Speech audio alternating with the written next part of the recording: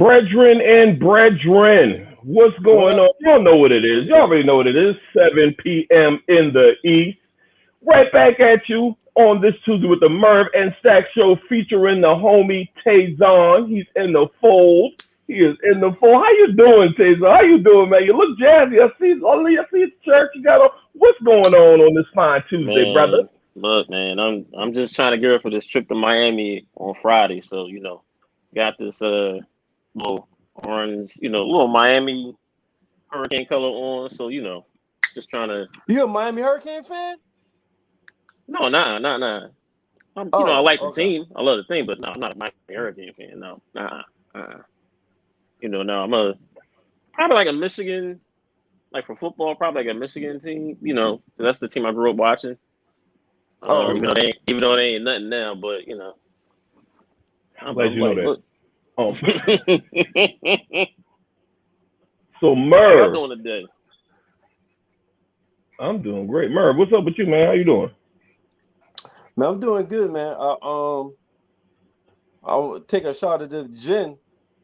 I ain't gonna drink too much. I'm just take like I think I'll take like about 1 or 2 shots of gin, boom, boom, and that's it. And that's it. But yeah, What kind of gin you got?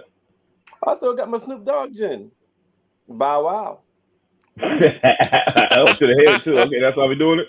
All right. All right. Well, it's a slow week. I can't believe it's only Tuesday. I know, But right? pretty lazy day at work. Not much going on. But before we hop into it, man, shout out to Facebook Live, YouTube Live, Mm-hmm. Bobby Blackjack TV, Blackjack Prime. We on that now. Shout out to Yeah. One Mile High Radio. Shout out to all our silent partners that's out there listening to us. Shout out to the guys podcast, the homie Sean, the homie Mark. Shout out to Team Bing. Mm-hmm. Shout out to Becca. Mm-hmm. So, gentlemen, it's time to get with the shits. Yeah. Merv, Yo, I'm gonna go ahead and let you take over, man. I'm gonna go ahead and let you do what you do, my brother. okay. When you gonna pass it? I'm literally doing that like right now. Oh, man, Oh, you don't doing don't that don't now? do don't Oh do don't shit. do this today, man. Come on, man. Let's not do this today. It's all good. It's all good. Oh shit! I got you. I got you. What up? What up? Hold up. Boom! Now we good, The fuck was that? huh? Y'all, The That's y'all fuck was remember intro. that that? shit? Hmm? That was a song. That was oh, that a movie. That was on Stomp the Yard. Anyway, Who? that's just some shit that I remember. It was kind of All right. random, but it was in my head. It felt like it fit the motherfucking Well, moment. So that's It why I didn't. did it. It didn't. no. It's a little bit. He got a little intro. So, but yeah, let's go and get this motherfucker started. You know what I'm saying? I appreciate Stacks passing the goddamn mic over. We told everybody last week that we got a new format, and hope everybody enjoyed the format last week because we sticking with it Mm-hmm. this week, but we got new topics and shit. But we Yep. still got the same spotlight for the actor actress, throwback Mm-hmm. movie, date Yep. night movie, and this day in television movie history. But we're gonna start off with everybody. So we're going to go Taison first. So who's your Mm-hmm. spotlight actor actress? My spotlight actress of the week will be Kim Fields. I think we have to give this lady so many flowers. I think a lot of people do not just really have to really give her like her respect. Like she started, different commercials back in the day. Her mom is a very, well-known actress from the '70s. Her Okay. mom, as they said too, was she was the first black woman in a Marvel show. Oh shit. Yeah, so I didn't know that. I didn't know that either until I looked it up. I was like, wow. She started Different Strokes, and she went from Different Strokes to Facts of Life, which is a look. Google. That's for the young bucks who don't really know about Facts of Life. Like that was a very big '80s TV show, and then she went from Sure was. there. And she went from there to Living Single, and now she's got this new show that um um um it's called The I thought Upshaws. Yeah, the one on Netflix with Mike yes, Epps. with Mike Epps. Yeah, with Mike Epps. That's the Um, Upshaws. yeah. Yeah, It's a very I I good. ain't didn't hear seen it It's a good yet. things very. about that shit. It's Like a I heard, like very, very, very good show. Um, Mert, who's in this group, she put me on to it, and I'm telling you, you have to watch it because I was really shocked in terms of Mike Epps because we're used to seeing him in the movie, we're used to seeing him doing guest star, we're used to seeing him, you know, not doing like a look. His TV is so different, like especially if you're like a character in a like, you're one of the main stars. Is very very different. And he's got a very good chemistry with Kim Fields. Like I said, it's him, Kim Fields, and Wanda Sykes. And it's about and like this Wanda too. really, hmm Yep. I'm about yep, to check that shit out. yeah. It's about like this blended family per se. Um, it's pretty good. It's like the acting very very good. The storyline is very very good, and it's basically they do not sugarcoat nothing on this show. And you'll see I what I'm gotta talking Oh, about it watch if you sounds that. like watch my it. kind of shit. Merv will love Yeah. that shit.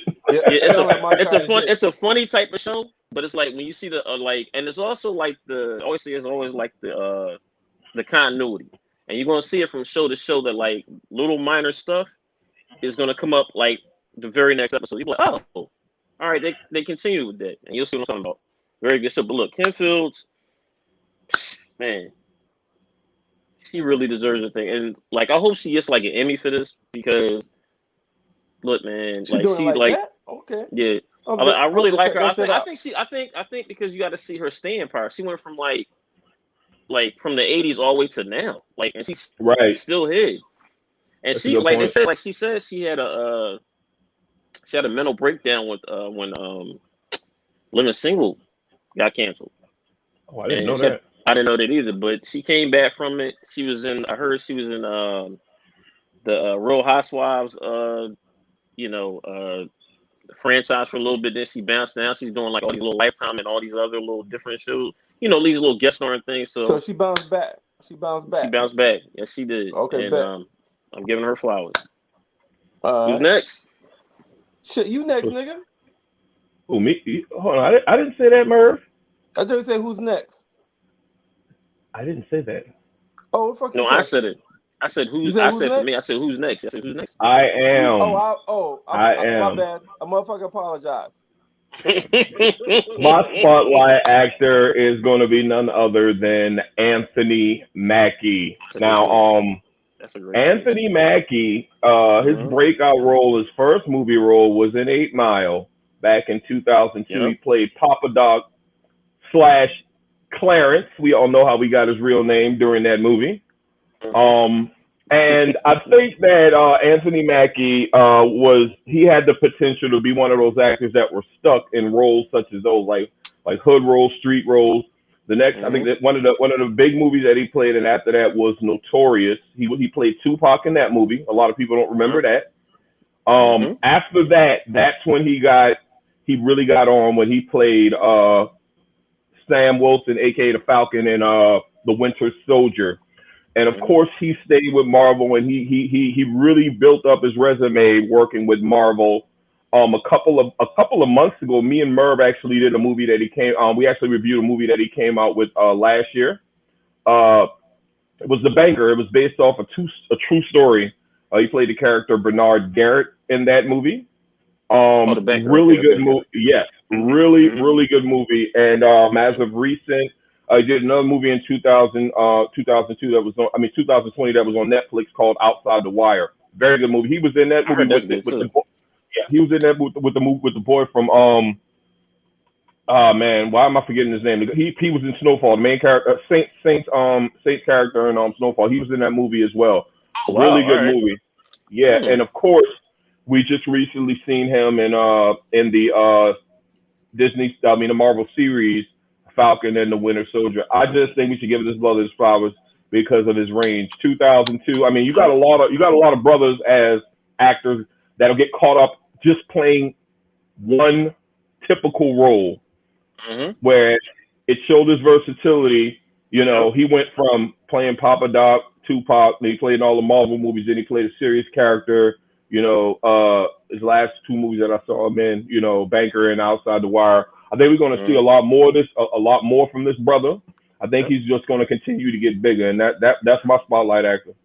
All right. Good choice. All right, cool.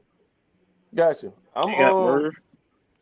yeah, I went with a nigga that had different pigmentation.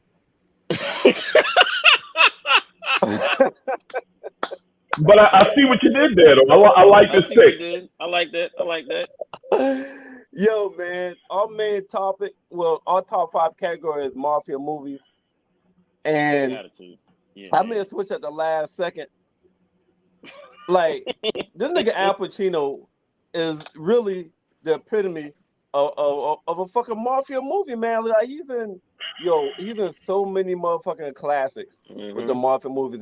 His acting started, I think his first big role was The Godfather. That came out, I think, in 1972. And I think he had a couple movies before that, but his first big movie was The Godfather, came out in 1972. Now, we're in 2021. Nigga just had a new movie, I think, last year. There's another Mafia movie.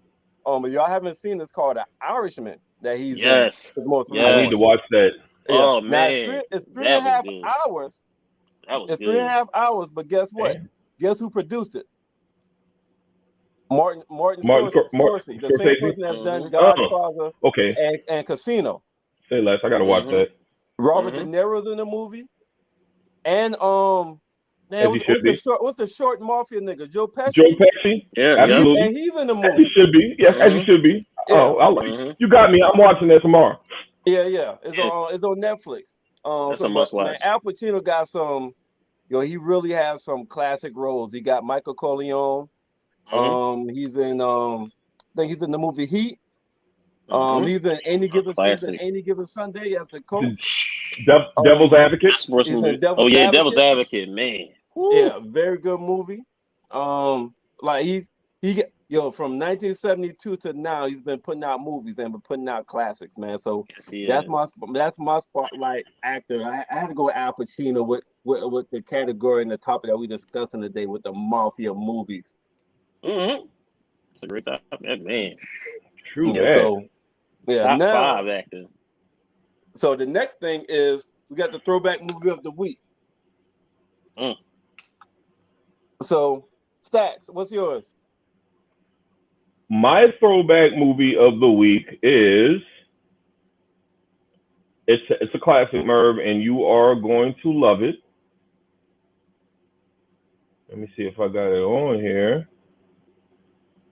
We're from the 80s. It's from the 90s, I believe. From the 90s. Oh shit! Hey yo! That might change me right there. That might change something right there, man. Hey yo! Taison, Merv, and another one of our homeboys, running buddies since before high school. We would get together. You would think this is the only movie that we enjoy. I mean, that we had on deck, but we would every time we get together, we would watch this movie. It's a classic movie. It's a classic movie. They got some heavy hitters. They got Lorenz Tate. They got Chris Tucker. They got damn, what's the dude name? It's King Woodbine is in there. Exactly. Yeah. He always playing a crazy nigga too. Yeah. Exactly. Yeah.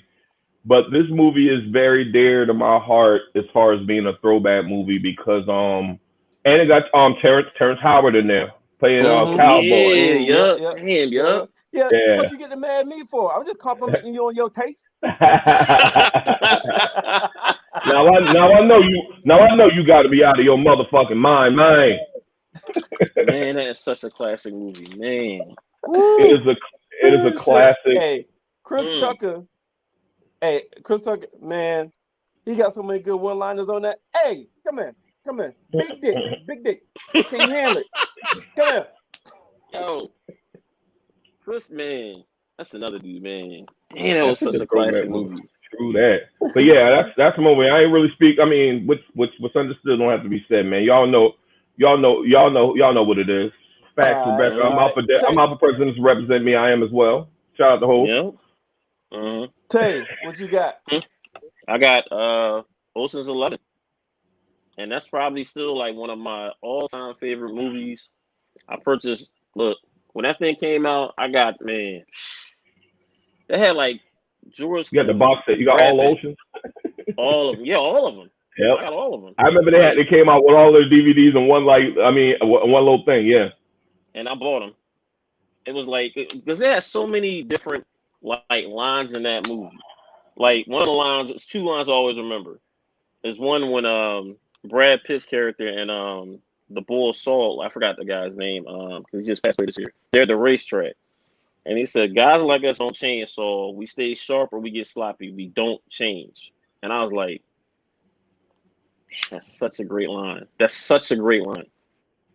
And then Danny Ocean, probably one of the best lines, really. He said, "The house always wins. Play long enough, you never change the stakes. The house takes you. Unless when that perfect hand comes along, you bet, and you bet big, then you take the house."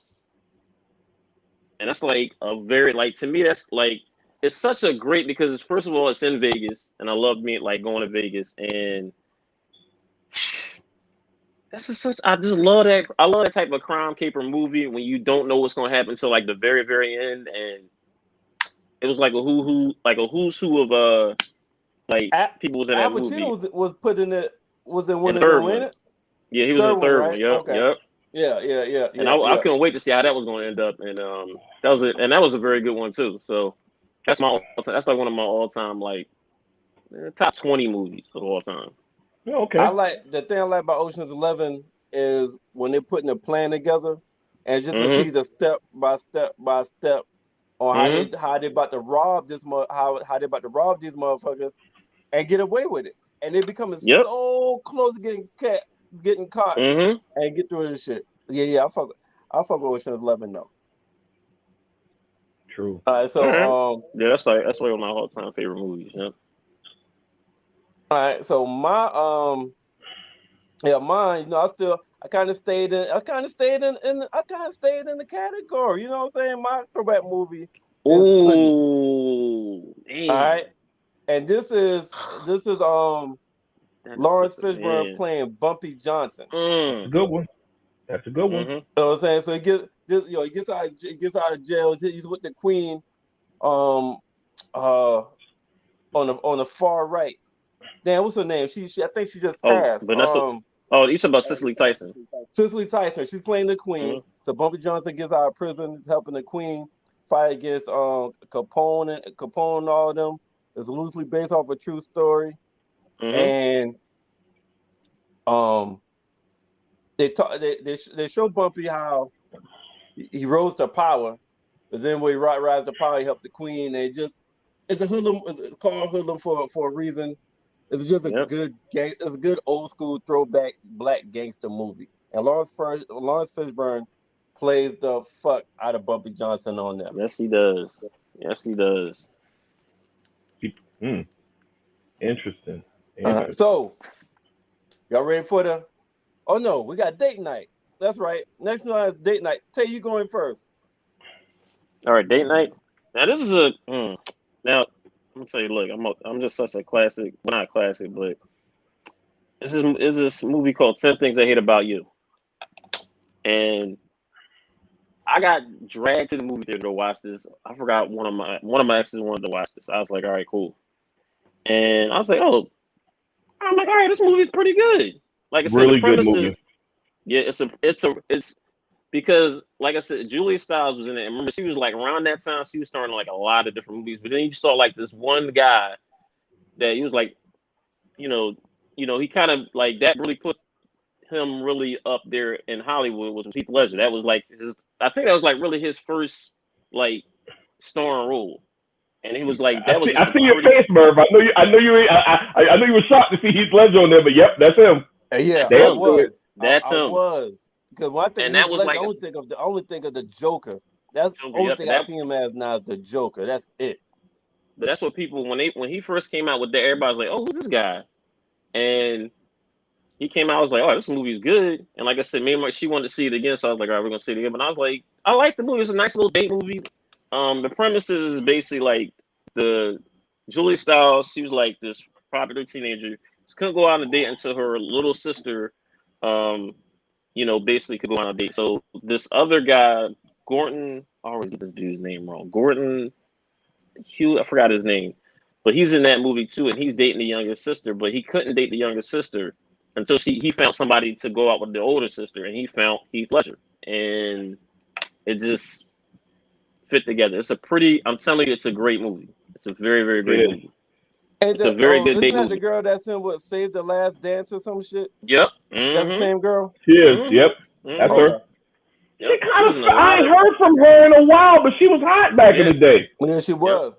Yeah, she was in the Bourne movies. Movie. She was in Jason Bourne movies. Remember that? She started like she does like little bit roles. Like she's not like how she was before. But yeah, that's a very good movie. Hey, Becca, Jason Lyric is a that was a good one. Definitely a good one. Hey, listen, Jason Lyric to me top 5. That's a top 5 right there. Like, hey, Jason Lyric. So when I was in high school, I used to be all lovey-dovey and all kind of stuff. Here we go. With my high school sweetheart, we had a little running joke and well, not running joke, but we had a little thing. We saw that movie together. I think that was one of the first movies I actually watched. So she used to call me Jason. I used to call her Lyric. Oh, that's so sweet. That's nice. Yeah, that's a dope ass goddamn date night movie now. And Bouquet was behind that motherfucker being crazy again. That nigga crazy in every fucking movie, yo. Hey, Stacks, what's your date night movie, man? Bruh. Oh man, yo. You can never ever go wrong with hilarious. Owen Wilson and Vince Vaughn. That movie. And Vince Vaughn. You can't go wrong. We all know the premise of this. Hey, these motherfuckers is two scumbags that crash weddings. Yes, it is. The smash, vulnerable bridesmaids and women that are vulnerable at the at the wedding. And they ran into a juggernaut like these movies go. Owen Wilson ran into one girl, fell in love with him, and he wanted more time to like talk to her and all that stuff. So Vince Vaughn had the girl's sister, but the girl was a crazy ass nympho, like jacking them off at the dinner table with the whole family around. It's funny as hell. That's one of those movies like when I'll put it on like if I'm putting on something to go to sleep or whatever. But that's Wedding Crashers is better than Wedding Singer. I like both movies. Yo. And Will Ferrell, I'm glad Aaron bring that up. I was gonna say that, yo. Man, cameo Merv, and this motherfucker damn near stole a movie at the end, bro. This motherfucker came in like damn near almost at the end of the movie. And the thing is, he came in at the perfect time because if you watching this movie, you're like, damn, it's a good movie. It's kind of like going, and this motherfucker pop up. And the motherfucker's hilarious he's in the movie for like the last 20 minutes, the motherfucker is absolutely fucking hilarious. This motherfucker crashed funerals. So you gotta be a different type of scumbag. Hey Merv, this motherfucker was crashing funerals. So you gotta be a different type of scumbag. Yeah. And he was like, this is my one of the one-liners, he was like, yeah, man, funerals are insane, man. The women there, it's not even fair. It's like fishing with dynamite. Yo. Will Ferrell was hilarious in that, yo. You're right. Yo, I see Ingrid messes with that movie as well, but that's my date night movie, man. I like the romantic comedies, and that's one that's a really good one that y'all might want to check out. Okay, cool. So my date night movie might not be as popular, but my date night movie is called Focus. All right, so this is a Will Smith movie. And in this movie, Will Smith is like the ultimate con man. And that girl tries to con him with the old school, meet a guy at the bar, take the guy to a hotel room upstairs, leave the door unlocked. They had somebody come in and rob them. But Will Smith knew the whole time what was going on. And when the guy came in, Will Smith started giving him pointers on the best way to pull his con off. So Damn. he ended up talking them through it. And then he ended up taking the girl on almost as like an intern to show her and to make her better at conning people. So they pull off a couple of cons and they end up falling for each other. So it ended up turning into like a con drama romance movie, but it got some comedy in it, got some action, but it's a romance movie because they end up falling for each other. A very good movie. I don't think a lot of people know about that. I'm one of them. I'm gonna watch that. All right. So yeah, this whole show, I'm gonna be putting y'all on some stuff that y'all probably ain't know that y'all want to go back and check out. Boy, shut your ass up. In my Georgetown voice. Hey, now let's go ahead.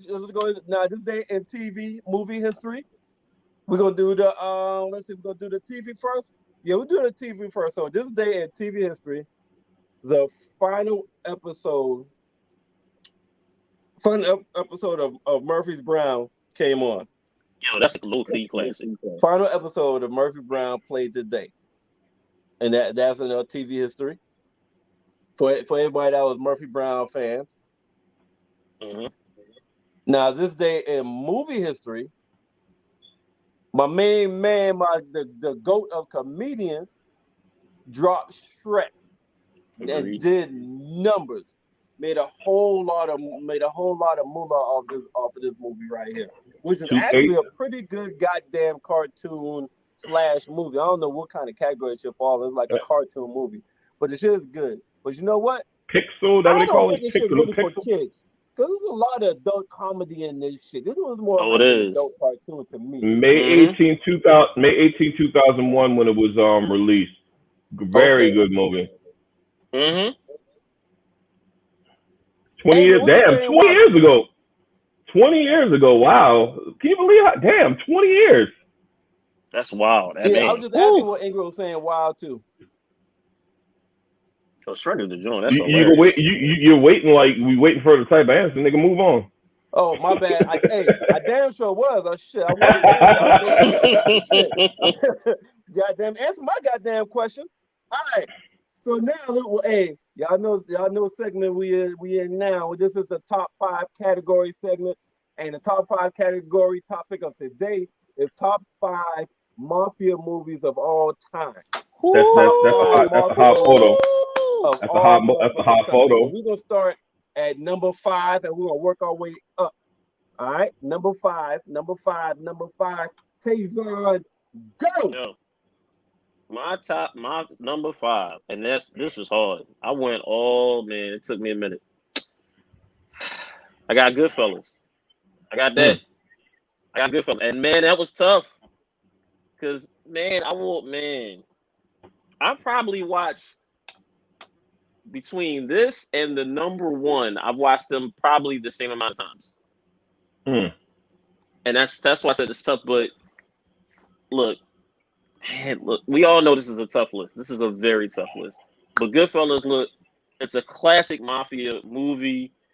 Look, you got Ray Liotta that really that was his breakout role. Right, oh my God. That was his breakout. Role with that.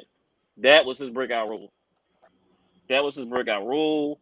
You had Robert De Niro. You had Joe Pesci. Man, so many, man. You had the who's who in there.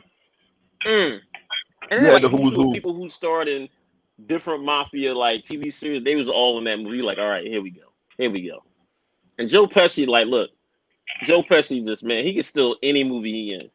Like, he can steal any movie in. Do you have a favorite part in that movie? That immediately stands out?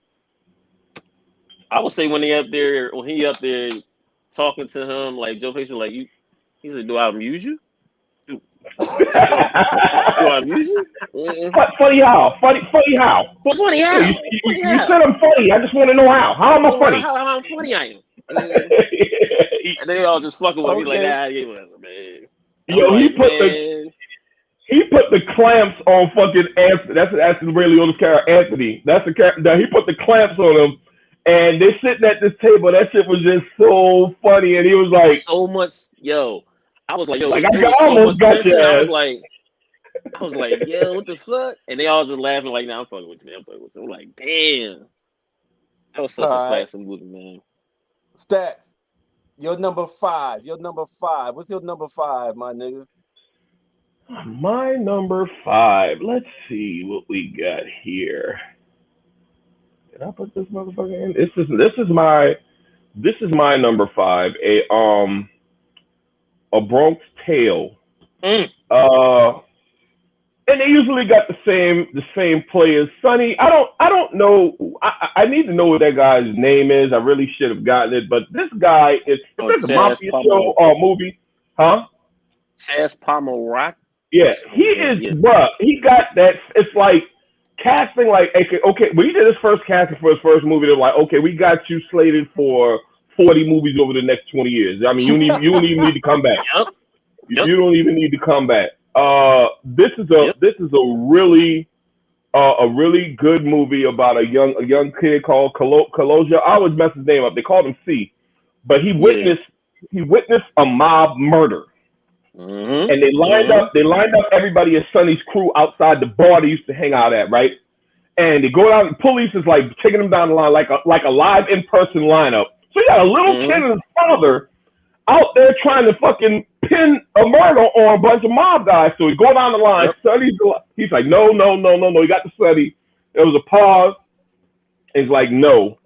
Now the good thing about this movie, he had a lifetime friend in Sonny, but he had a father and a mother, you know, and Sonny was kind of like was like a father to him. That Sonny, he had a lifelong friend in Sonny, and everybody loved Sonny. C also had a love interest, the black chick, and he got it. What's funny about it, he got advice from Sonny about her rather than his father. But there was this conflict between Sonny and his father because his father was just a bus driver, and it got to the point where C was making more money. He had to hide his money because he was making more money than his father. His mother was winning. His mother was like, "Let's just talk about this for a second before we return this money." You know. The good thing about Sonny is Sonny was a gangster, but he wanted what was best for C, because he actually saved C's life almost at the end of the movie when his little friends went and attacked the little black neighborhood. They had Molotov cocktails and shit like that, and they all got burnt up and killed in the car. And he went back. It ended all sad because he went back to thank Sonny at the bar, and the son of the man that Sonny had killed 8 years earlier shot Sonny in the back of the head. And it was a really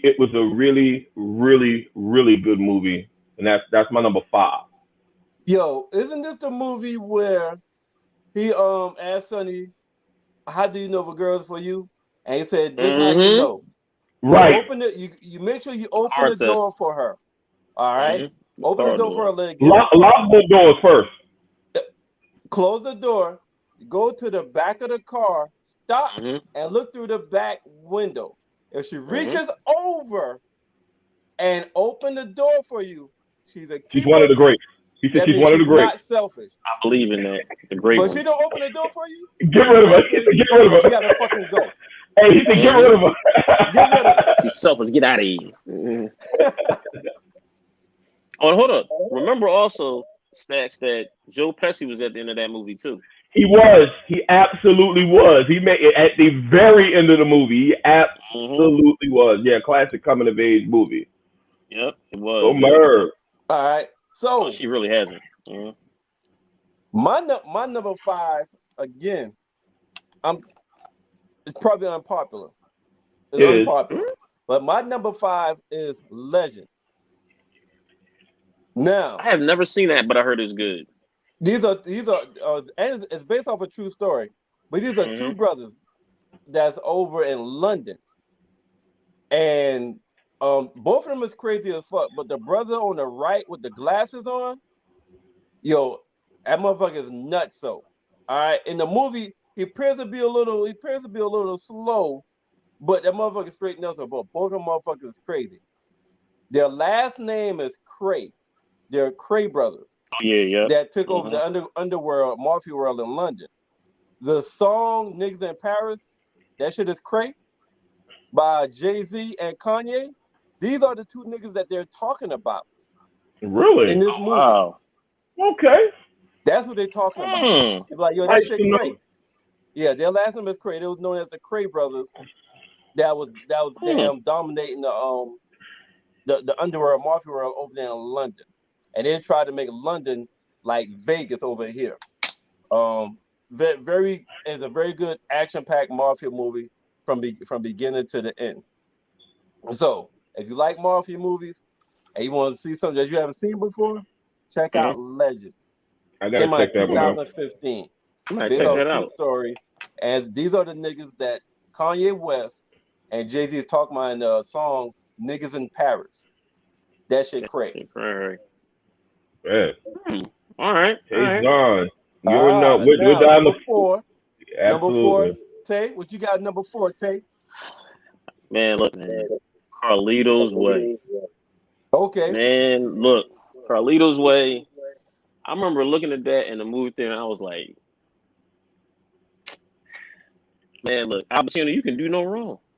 You can do no wrong, man. You could do no wrong. This dude, I mean, let's really think about. I'm gonna just go off topic here for a second. This dude had Godfather. Oh, I didn't even think about this. You know, I know one of y'all got this other one, and then Carlito's Way. So, because I don't know if one of y'all got this his other movie that I'm thinking about, but y'all probably got it, so I'm not gonna say about that. But Carlito's Way is just such a good telling of a he's trying to get his life together, then all of a sudden the streets pull him back, and he's trying to do good, and That all got of that Sean Penn, and Sean his Penn, man, lawyer. his lawyer, hold up, but also his cousin though.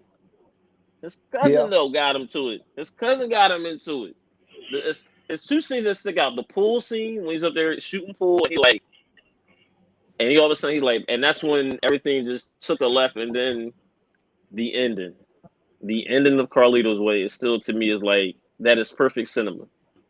He let the Carlito from before wouldn't have let Benny Blanco from the Bronx live. He let Benny Blanco from the Bronx live, and Benny from the Bronx got him. Yeah. And you A just lot you of see that scene, and damn, Tay, isn't that the movie that quite a bit of like Jay-Z excerpts yep. came Sorry, from? boys. All the money in the Yep. world can bring At me the back beginning. again. Yeah. Way down, Yep. way Down. down. Yep. Yeah, man. The I home heard that once on again. Hove. I was like, he got Carlito coming now. That is Yeah. that is such man. That is such a very classic movie, man. That could have been like my number, man. Nah, not number. That couldn't be number, but it had to be in the top 5. That's such a classic movie, man. All right. So that's your number 4. Stacks, what you got for me, brother? I'm going to get killed for this being at number 4 and not higher. I'm going to get killed for it, but I don't care. Now, Number 4.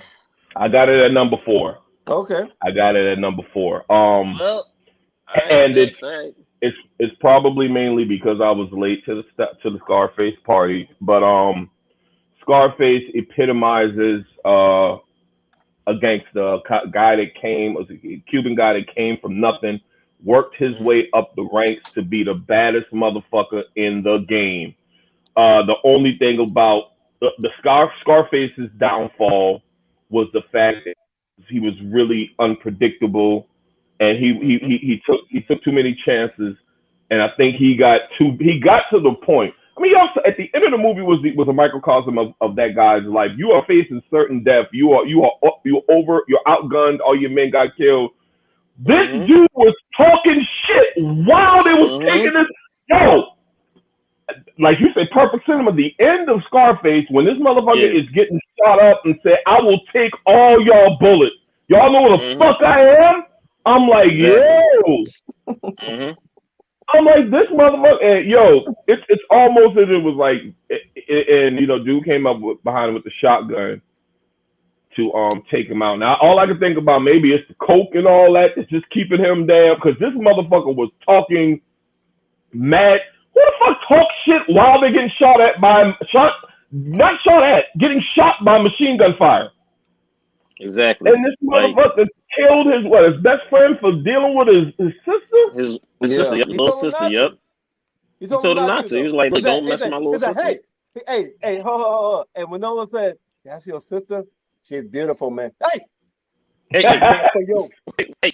She's not for you. She told him. Hey, and, he and told. Yep. He said, "Hey, she's not for you." yeah, exactly. And there's some classic lines in this movie. The restaurant scene. What I liked about Scarface is that he really didn't give a fuck about the audience. The restaurant scene where he's going the fuck off, and he's saying, everybody, you need a guy like. When he said you need a guy like me, the bad guy, and I'm Yo. like, and Mm. that's cultural. A lot of stuff in Scarface, much like a lot of these movies, are cultural reference. A lot of rappers use and shit Mm-hmm. like that. But they're Jay-Z got a cultural. song, "Say Yeah. Hello to the Bad Say Guy" from hello to American the Gangster. bag. Yep. Shout out to Hope once again. Um, Yes, I do. Yep. but yeah, Yep. Scarface. I probably got him too low, but I went as far as my favorites, and this is definitely a classic. And this movie was the springboard. This movie was a springboard to lead to a lot of high level dope boys doing their thing to become kingpins. It was kind of like a motivator. Cats go to Mm-hmm. the movie and see Scarface and be like, you know what, I can do that shit. Yeah, I can Yep. do that yeah. shit on my level. They said that in Paid in Full. They Remember when did, yeah. they was watching the Yep. movie? They was watching Scarface and Paid in Full, saying that was like the American dream. That was one of the narratives in Paid in Full. And Yep. and the thing is, this is one of those things where this is one of those movies where Scarface is kind of the bad guy, but you're rooting for him. Yep. At least I That's was. crazy. Yep. First time rooting for the bad guy. Yeah. Yeah, yeah. Hey, First time rooting for the bad one of my guy. favorite lines of that movie, when he's down there in South America, and Mm-hmm. the dude that the plug spotted a rat, and it was like, yeah, he's a rat. He said, "How could y'all have somebody like that in your organization?" And they said, "I like you, Tony. There's no lie in you." Yep. And Yeah. of course, once Yep. again, Yep. another. Hey, Yep. and I hate to keep referencing Jay-Z, but that part was like, I got two keys for you. Kiss a beat. Yep. Two You think keys. you get over, you buy, he give you $2,000, but hey, if you don't get that buy money, hey, for see, Eagle is eagle. shove your Yo. heads up your ass as faster than the rabbit gets fucked. But Yep. yeah, man, Hold on. classic Also, hold on. Hold movie. on. I don't mean it, but also criminology used that too. Scarface too. Remember the beginning of criminology from Raekwon. Remember Right. when we used the beginning of that? That's all I knew when I Mm-hmm. heard it. I was like, ooh, that's what really made me fall in love with criminology when I first heard it. I was like, oh, they using the Scarface joint? All right, I'm fucking with it. Right. So All right. So yeah, my number 4, another one. I'm I'm oh, putting that's a y'all on classic. game, yo. I'm putting y'all on some movies because this is Yo, another that's a classic. unpopular movie. This is called Monsters. It Yep. is loosely based on Al Pacino, uh, no, Lucky Luciano, Mhm. Bugsy Siegel, and Mhm. Myers Franklin. Oh. No, Meyer Lansky. Meyer Lansky. Meyer Lansky. So Mhm. these are the movies based on real mobsters from back in the day. You say All right, Beanie what? and Meyer Lansky actually Eddie Siegel. went down as he came from Poland. He Bugsy actually went Siegel. down There as we go. like one of the Must be yeah. richest mobsters in history. So Mhm.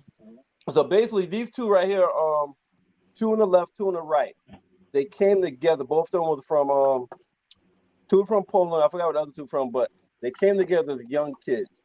And when in the movie there's two dons. There's two dons running everything.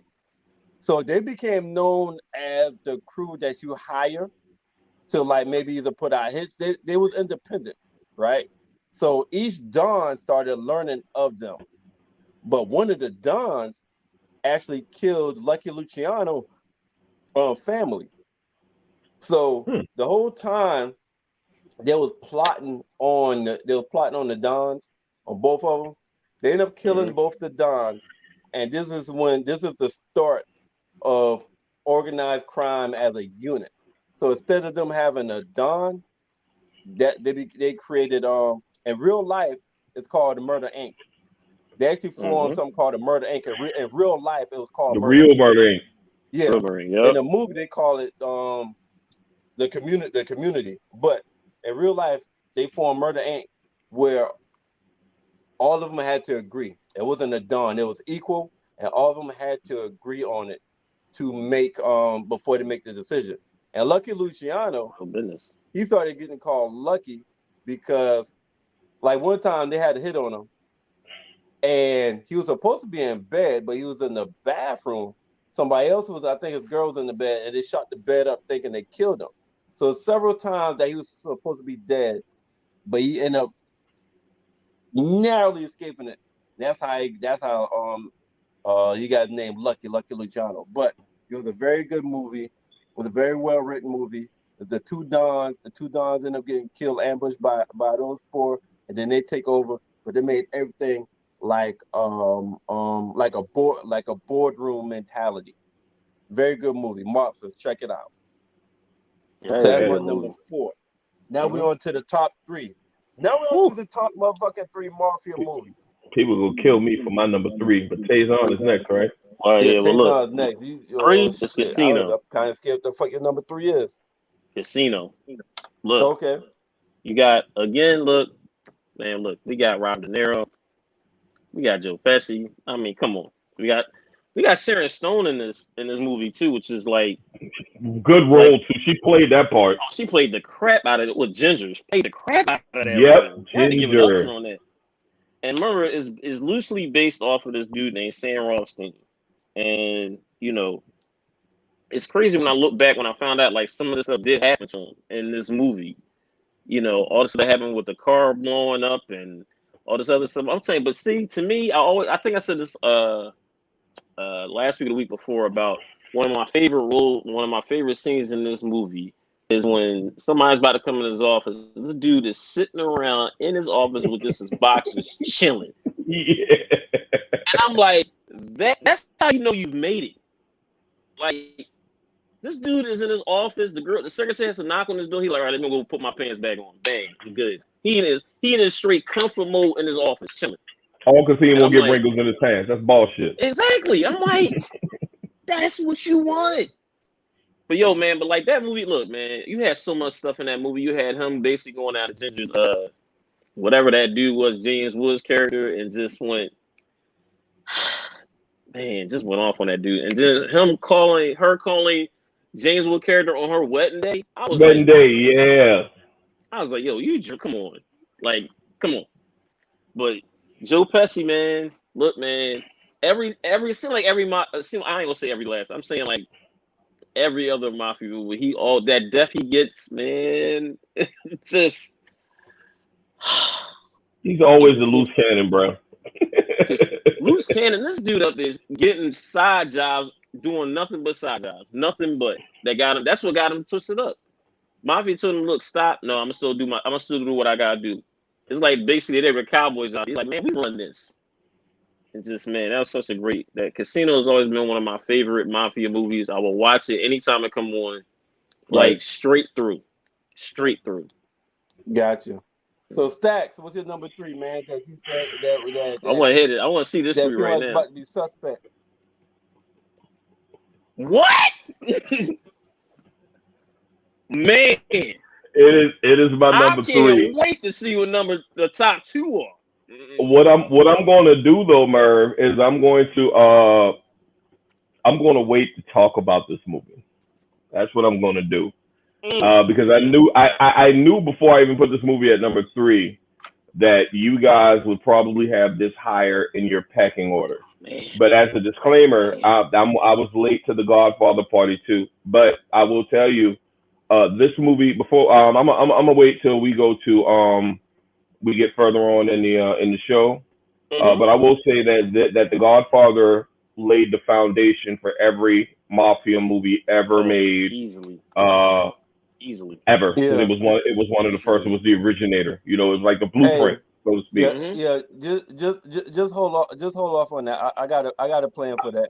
I am. Just hold off on Yeah, that. yeah. You Shit. want to skip past Casino, or you want to touch on that because that's your number three. Yeah. That's what you think of, like, all right. Yeah. Yeah. Just put because he was my number three. Same thing that Tay said. First of all, I'm a low key gambler. You know what I'm saying? I'm Mm-hmm. too scared to lose. I'm too cheap to lose a lot of money, but I'm a low key gambler, so I love Vegas. So I love the fact that the movie was in Vegas. Joe Yep. Pesci a motherfucking fool. You know the Nero's the voice of reason, and he ain't rap too tight. So Nope. when the Nero got big voice of reason, then you know Joe Pesci is just a motherfucking fool. Ain't that the movie when Joe Pesci beat somebody with the motherfucking phone? He was on a payphone and Yep. He shit. like, He just got Yeah. trying to beat that yo, motherfucker. Joe Pesci is a damn motherfucking cool. fool, yo. This motherfucking fool. So yeah, I support that. That's my number three. Mm-hmm. Let's go to Tayson's number two. All right, my No, number don't go two. to Taser on number two yet. Okay. All right. I won't go with my number two. Go ahead. My number two is Scarface. Mm-hmm. I don't know how the hell y'all. I don't know how the hell you got Scarface so motherfucking low, man. Like that shit got I so had that in my many five. one-liners.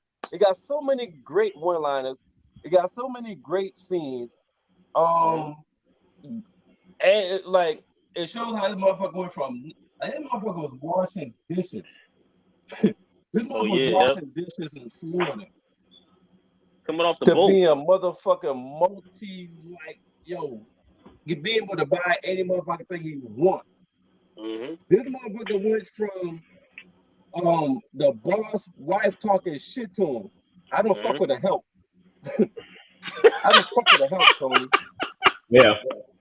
And I'm Just don't marrying the like him, bro. man.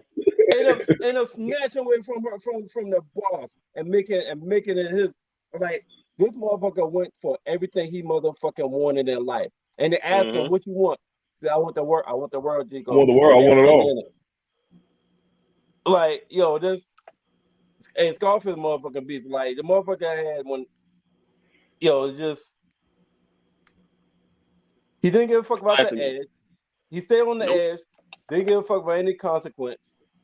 Only thing he cared about was the ending result, the Yep. potential ending result. And motherfucker Mm-hmm. had no fear at all. None. Zero. None whatsoever. So yeah, Scarface is one of the movies that I could watch. Yeah.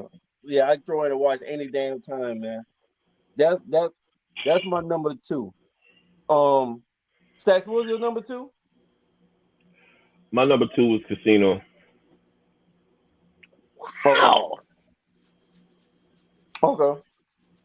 Anything you want to add to that? Just a well put together movie. I like the storyline. Of course, they got some of the same players. You got Robert De Niro. You got Joe Pesci. You know, you got Sharon Stone, which she played a very good role in that movie. Mm-hmm. Um, my memorable moment from that movie was the fact that the Feds was watching Joe Pesci so hard. They was watching him from the sky in a plane, and they Mm-hmm. literally had to land the plane on the fucking golf course that Joe Pesci was playing on, and what was his name? Ace. What was what was De Niro's character in that? Was his name Ace? Whatever. I can't remember. I forget his name, but anyway, he was with some. He was trying to make a business deal. 'Cause, you know, a lot of business deals are made on the golf course, but he was with some business partners. He just invited um Joe Pesci along, and he was so embarrassed, you know, and like Joe Pesci didn't give a fuck. He was like, let's see who can $100 to the person that can hit the fucking plane, because they literally ran out of gas and got out the plane and ran. That Yep. you are deep into the criminal world if motherfuckers watch you like that, bro. Yep. But yeah, that was my moment from that movie. Great movie. As in number two. What's your number one, Stats? My number one was Goodfellas. I know you're gonna kill me for this because this is Tayson's number five, but it's just my favorite mafia movie of all time. Um, Well, I told you it could have been back and forth. Yeah. got all of the same players. I like storyline. Samuel L. Jackson was in it. Mm-hmm. I think it was one of the first. I think the reason I got that number one because it was actually one. I'm gonna just remember. It's one of the first gangster movies I really got into and was watching over and over and over again. Mm-hmm. Uh, and like I said, Ray Liotta played a great role. Ray Played the Liotta was hell out fucking of that. around on his wife. His wife, I forgot her name, but I think she's on The Sopranos, if I'm not Yes, she mistaken. was. Yep. Mm-hmm. She played the fuck out of that role. You know, he was She got an cheating Emmy. I on think she got her. an Oscar for that. I think she got an Oscar for that. Yeah, Yep. best supporting actress or some shit like that. But Yeah. she found out he was cheating, and she threw the keys out of. Hey, Karen, you know I'm still going out. You know, it was Exactly. wild. And It was laughing, wild. Hey, yo, laughing at it. and the scene where Anthony pistol whipped the dude that put his hands on it wasn't even his wife at Oh the yeah. time. Yeah, And they gave it a gun. He's like, look, all right, yeah, listen, man. yeah. I liked it. Woo. So yeah, Okay. Tay, what's your number two? Number two, look, it's got to be The Godfather Part Two. All right, now look, The Godfather Part Two. Then you had like, look, I'm not going to look. You sure know what the number one is going to be for me, but look, we had Robert De Niro, a young Robert De Niro. Now Robert De Niro already had like some movies in the can before this, but him playing Don Vito in this darn movie, man, just man, and you had him and Pacino in the same. This is literally their first movie together. Man, come on now, man, that movie, whew, it has so many like that movie has so many life lessons in there in terms of just like, all right, the one situation when Michael's up there like in court, and all of a sudden the ball turns, the ball's, the right what have you, he comes up there, and you thinking Mike is about to lose it all. He bring the ball brother all the way from Italy, sits him down right in the back, and was like, yeah, what's up? All of a sudden, boy's whole story changed dramatically. And I was like, Mike came back, was like, yeah, what's up? Mm-hmm. And all of a sudden, well, we already know what happened. We know what happened in Godfather 2 too, because I always say like all right, because I gotta get into my first one, but I think like these type of movies, the gangster movies, will have you. It's sort of like life lessons in there in terms of like you put people in different like characters. I always say like for Fredo, you got to know who your Fredo is in your group, or if they're in your group, you got to get them out. Who your Sonny is, the high head dude. Who's your Tom Fagan in your group? Sonny was crazy as fuck, bro. He didn't give a hey, crap, that reminded me of me like reactive to the motherfucker. Like don't even think about shit, just reactive. Like I used to be like that. I used to be like such a high head when I was younger. I was like, man, I can't be doing that.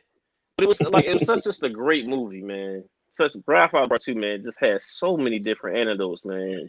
Like it had the De Niro. I just could not believe. I didn't think anyone could outdo what Pacino did in the first one. And when De Niro came on that second one, I was like, whoo, man. So, all right. So, what's your number one?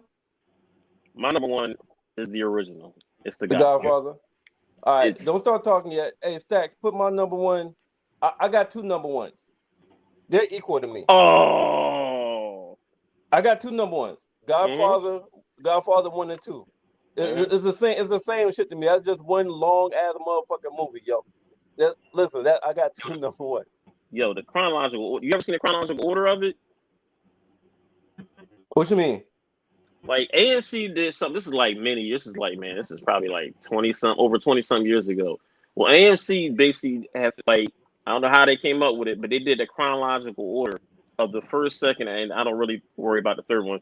But they put all the Godfather movies together and they pieced them together and put it in chronological order. Because you remember the second one was like back and forth. Back and forth, yeah. So they basically Oh, like, so they no, separate. So they had. I gotta watch that Oh shit. I shit. know what So you're they. talking about. I've seen it on the Fire Stick. I know what you're talking about too. it's in Yo. So chronological they. and plus with added scenes. Wow. So they start off with the young Don Yep. moving up. Mm-hmm. Then. Yep. Oh shit. Yeah, I That gotta is see. Yeah, probably, if you have a I gotta chance, watch if you're that. able to try to find it, watch it. It is a That's how part two masterpiece. began, right? With that's how part two Yeah, began, right? With yeah. Basically, Vito, young boy got his yep. Mm-hmm. they was He's going to coming kill him over. and Yeah, they he's coming flee over. to the United States. Mm-hmm. Yep. Yeah. Mm-hmm. No, let me tell you, If you, Godfather 2, man, in my opinion, is the best sequel ever made. I agree. I And agree. listen, best sequel. That could be I'm a not future show talking too. mafia movies. I'm That talking could be a movies future in show. general. It could be a future Godfather show. 2 is the best sequel Mm-hmm. ever made because the way they put a prequel and Basically. a poster Yep. in the same Mm-hmm. fucking movie, Mm-hmm. simultaneously Mm-hmm. going back and forth from Don Corleone, how he became the Don. So Mm-hmm. while he's becoming the Don, we also seeing how his son is elevating Yep. the family business, Mm-hmm. And you and got it doesn't come off choppy. Mm-mm. Everything makes sense. They do a good job of transitioning back and forth Yep. all the way from the beginning to the end, and you're Mm-hmm. watching two movies in one at the same time. right. Because a lot of Classic. times, the times I see movies do that, they're similar. Like they make the actors is all in the same movie where by the end they come together in the end. So most Mm-hmm. time when I see movies do that, they're just doing same time frame, Mm-hmm. but just different areas. Like one might be in California, other might be in Florida, but by the end of the movie, some kind of way Mm-hmm. they made it where they move to the same spot where they meet Mm-hmm. up and they cross. But this movie Yep. right here, the Don was in Sicily in Yep. 1921, Yep. and the where Michael Corleone is elevating his business is Mm-hmm. Vegas, 1958. Yep. So you watching a movie with 1921, 1958. You're going back and forth, well written, and you don't get lost in it, Mm-hmm. and it's enjoyable. It was the best sequel of all time of any movie, in my opinion. And Merv, But we have to give flowers to the late great Marlon Brando, man. Like that him playing the role he played in part one, Vito, Yep. bruh, the voice. I mean, like Mm-hmm. everything, dude. I don't. It's like they plucked this dude right out of Sicily, man. It's like it was absolute perfection, man. I think he may have gotten he may or may not have gotten a did he get an Oscar for that I think he role? did get an Oscar. I think he did get an Oscar. He was But at you least know that nominated. voice I think he he did get an said, Oscar. Michael, we got to be careful. And I'm like, Gotta this be careful. motherfucker is Gotta be the careful. fucking truth. Yep. He's a Yeah, perfect person there. I could not see no one else playing that role. Not a yeah. Not one at all. person. Not at Nah, all. They better not ever remake it because I will kill them. Don't yeah. do it. Don't His do He it. did. He did win an Oscar for his that role. voice He did win an Oscar. his Yep. voice depiction while playing that movie, just like you said, is unbelievable. And, you really can't tell that he's acting because he really looks No. like his whole persona and everything in that movie Mm-hmm. portrays a Don. Yep. And but the best thing about the best thing I like about the movie is how the opening credits they show Don Corleone getting his hand getting it, getting his hand, kiss, back then you kiss the Oh hand of yeah. the Don. They At show a that, time, yeah. Yep. all right, and then at the end of the movie, after Mike comes and settle the family business and put the family back on top, right before credits come on, they show Michael getting the same thing. Somebody kissing Michael hand, Nigga They love and Taison. those. And the door closed. Door closes. The end of part one is one of the gangster shit I've seen in movie fucking history, bro. The wife looking from the outside, she like, yo. And Merv, hey, what do you say? You know what? Don't ever ask me about my business. Like, you know what? I'll give you one time. No. Go ahead, Merv. You do it justice. No.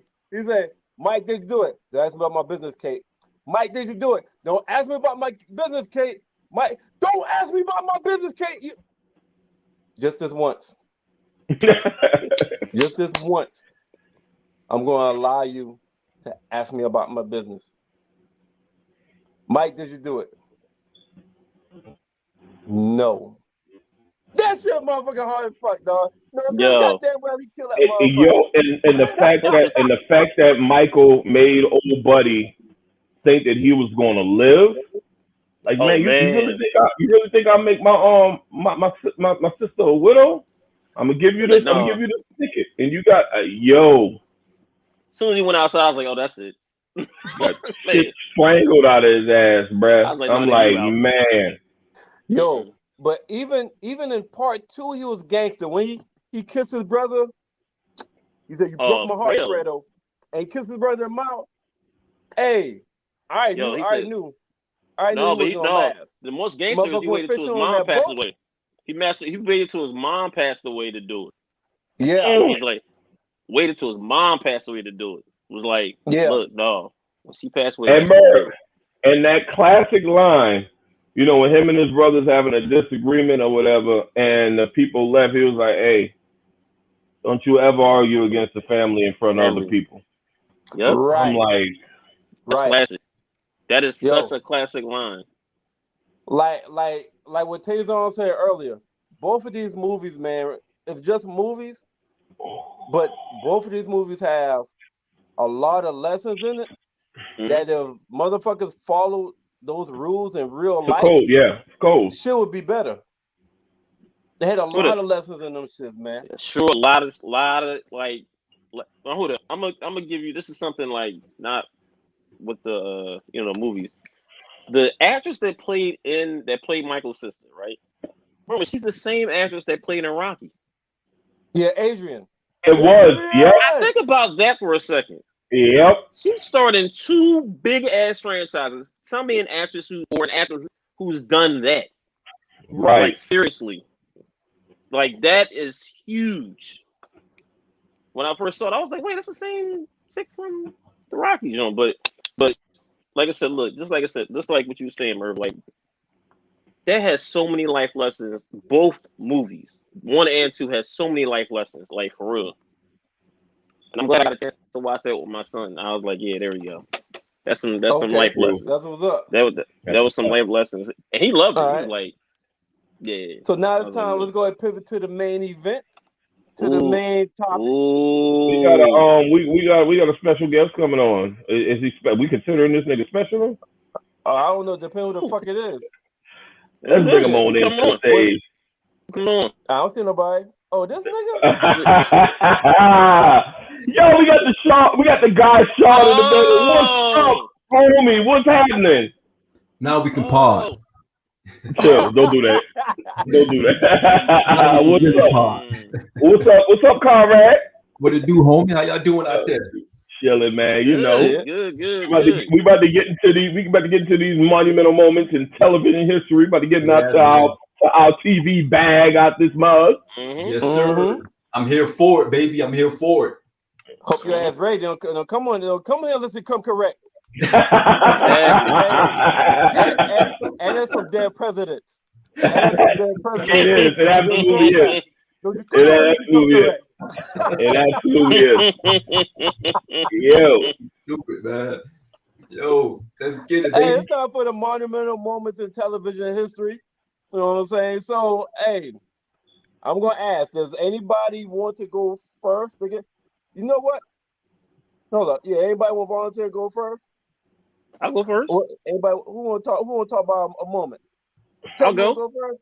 What's your first one? I thought Sean was going to volunteer, but I should know that nigga wasn't ready. I'm always Wow. Whoa, hold on, don't do that. Mm. Did you see last night's show? Did you see last night's show? Mm. Roy Jones is up. You must have forgot. You know what I mean? Mm. Yo, but shout out to Chief Keef though. Exactly. Taison. Don't like. Taison. Yeah. All right. Okay, you ready? Yeah. My number 5, and this was tough. This was all tough, but no, go ahead. Yeah, this ain't ranking. Just talk about your moments. Oh, season Yeah, it's 3 not of ranking. all right, season 3 finale of Ozark. When like, man, that ending of season 3 was bananas. All of a sudden, when we thought the couple was about to be, that was gonna be the end of it, and all of a sudden they end up killing the Mafia's lawyer, and all of a sudden I was like, oh, that was, to me, that was probably one of the most shocking like things I ever saw, because I thought literally that was the end of the series of Ozark. I literally thought, like, I don't know if any of y'all seen Ozark before. It's a great show, great series. And to me, that was just so monumental, because I thought, like I said, because it has such great storytelling, great acting, great directing on this show. There's only 3 seasons so far, I know, but that to me is like a top 5. Well, not top, but like one of my, like, television moments. Okay. All right. Yeah, like television moments. That's like, I was like, wow. And just, man, just especially everything that came before that, like everything in terms of like with Wendy and I forgot the guy's name, but it's just, that is just such chef's kiss. Chef's kiss. True. Yeah. But who's next? Stacks. Who Stacks? Sean, who going next? Sean, you got monumental moment? I always got things ready. I always got stuff ready. Let's get for it. I'm gonna just go from the heart. You know what I mean?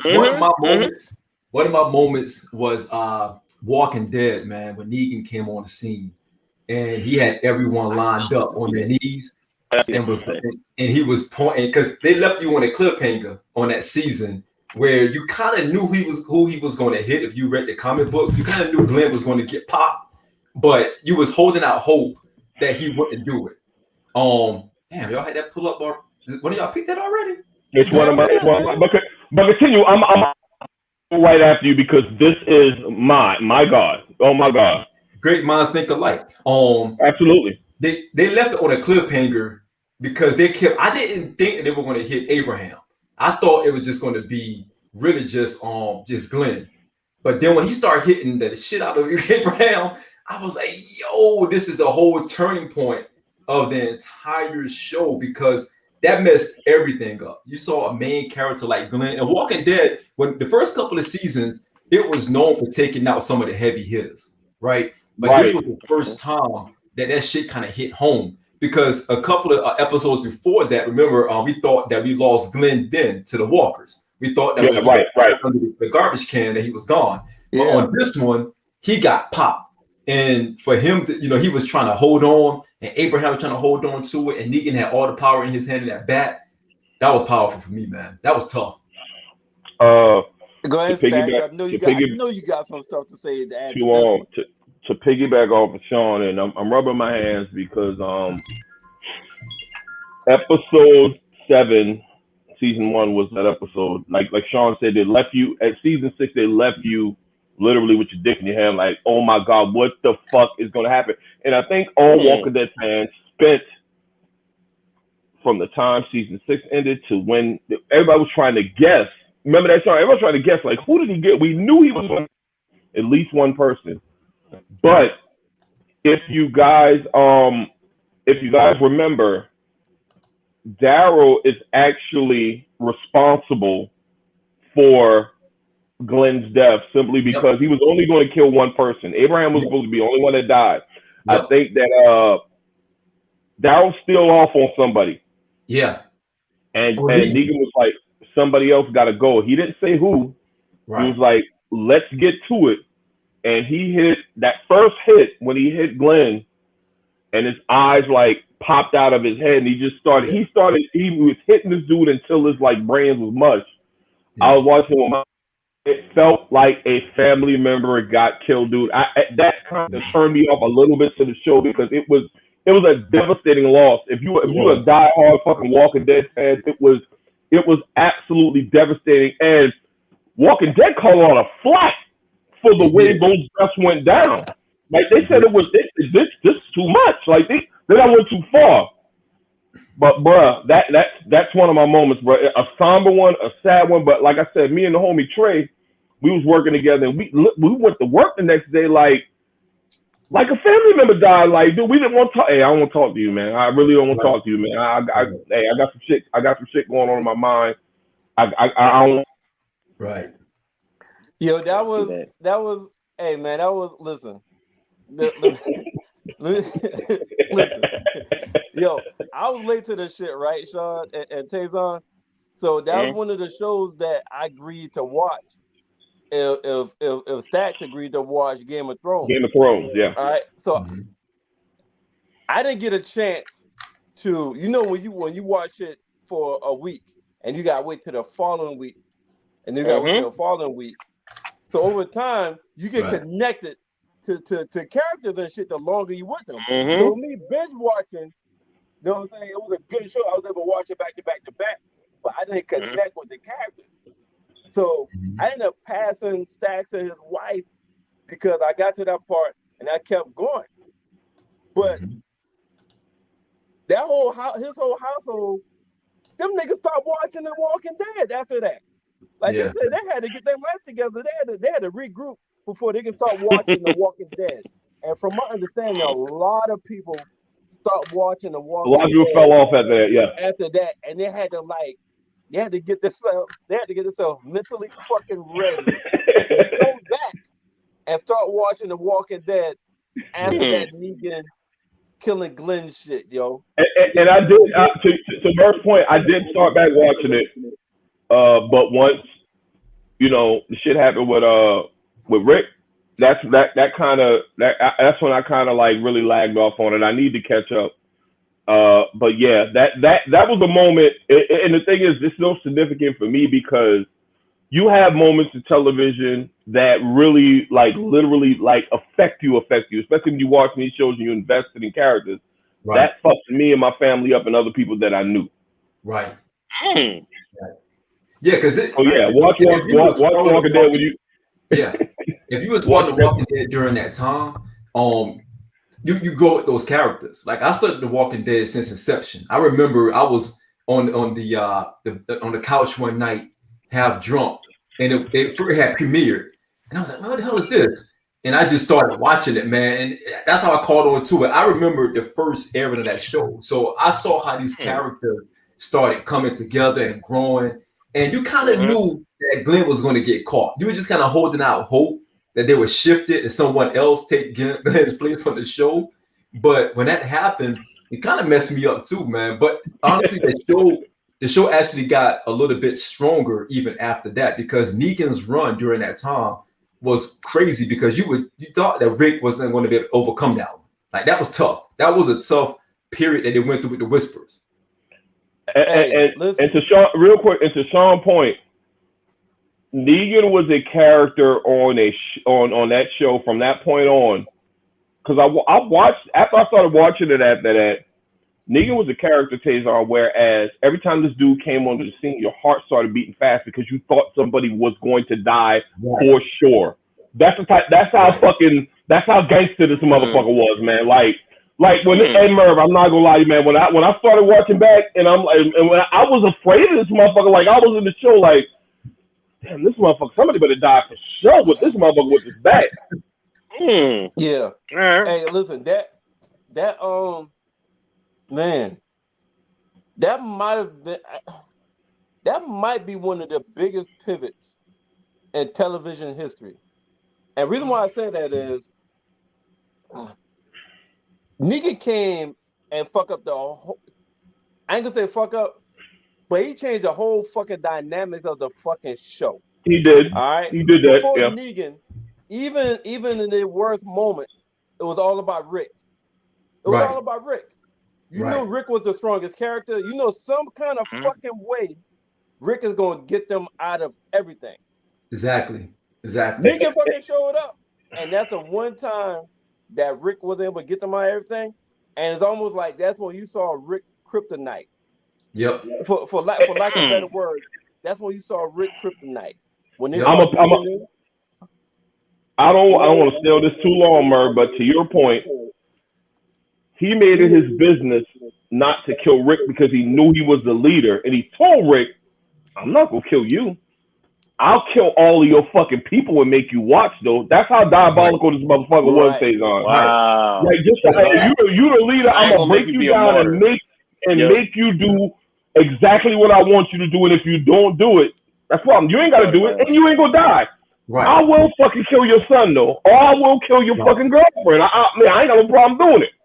Right. Yeah. But yeah. And the crazy thing he was smiling when he said all this. Yes.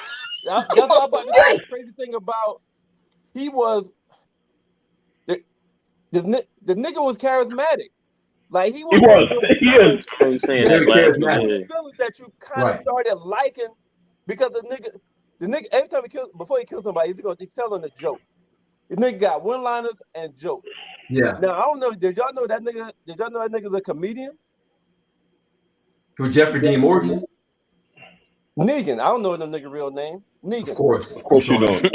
Pardon me for knowing his real name. He's not. No, he played the comedian on The Watchmen. He played the character, the comedian on The Watchmen. Yeah, but he's a hell of an actor. This was his first role like this. Right. It was his first role like diabolical like that. But yeah, he changed the whole shit because he became the powerhouse of the show. He did, and everybody just was wondering. Like he became the next person. He took over the dynamics of the show, changed the whole shit. So that was a good one. That Sean had that one. Stacks had that one as well. So I'm gonna stay in the same area. And I think so one of my monumental moments of TV show history is Game of Thrones when they chopped Ned Stark's head off. Yo, now listen. This is the first season. This is a main character. This is a good character. This is a character of morals. He had family. He had daughters. His daughters is right there looking at him. So I'm really thinking one of his daughters or somebody's gonna turn into Wonder Woman or Superman, and somebody's gonna jump out of the crowd and save him because he's the main character. Like he was the main motherfucking character, and this was the first season. Yeah, right. And this wasn't even a fucking finale. This wasn't the last season. No. I mean, the last episode of the first season. So I'm like, there's no fucking way they kill him. He's a main character. TV shows don't do that. When that motherfucking head started rolling, I said, "Oh my god, anybody can die. Anybody can die anytime." And this is the first show I've ever watched where I felt like anybody could die anytime. I didn't even when Negan came on the scene with The Walking Dead, I still felt like they ain't killing Rick.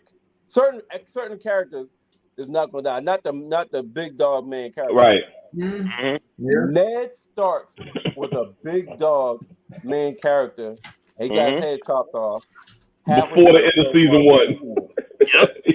Yo, I was late to The Walking Dead. I mean, I was late to the Game of Thrones party, right? So you watch the first episode and you see Ned. He's the good guy.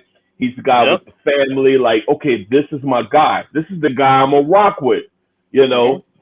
So much like Merv, I'm like, you know what? Something's gonna happen when he gets out of this. When his head went up in the air and started rolling, I was like, okay, it fucked me up. I'm gonna say that first and foremost.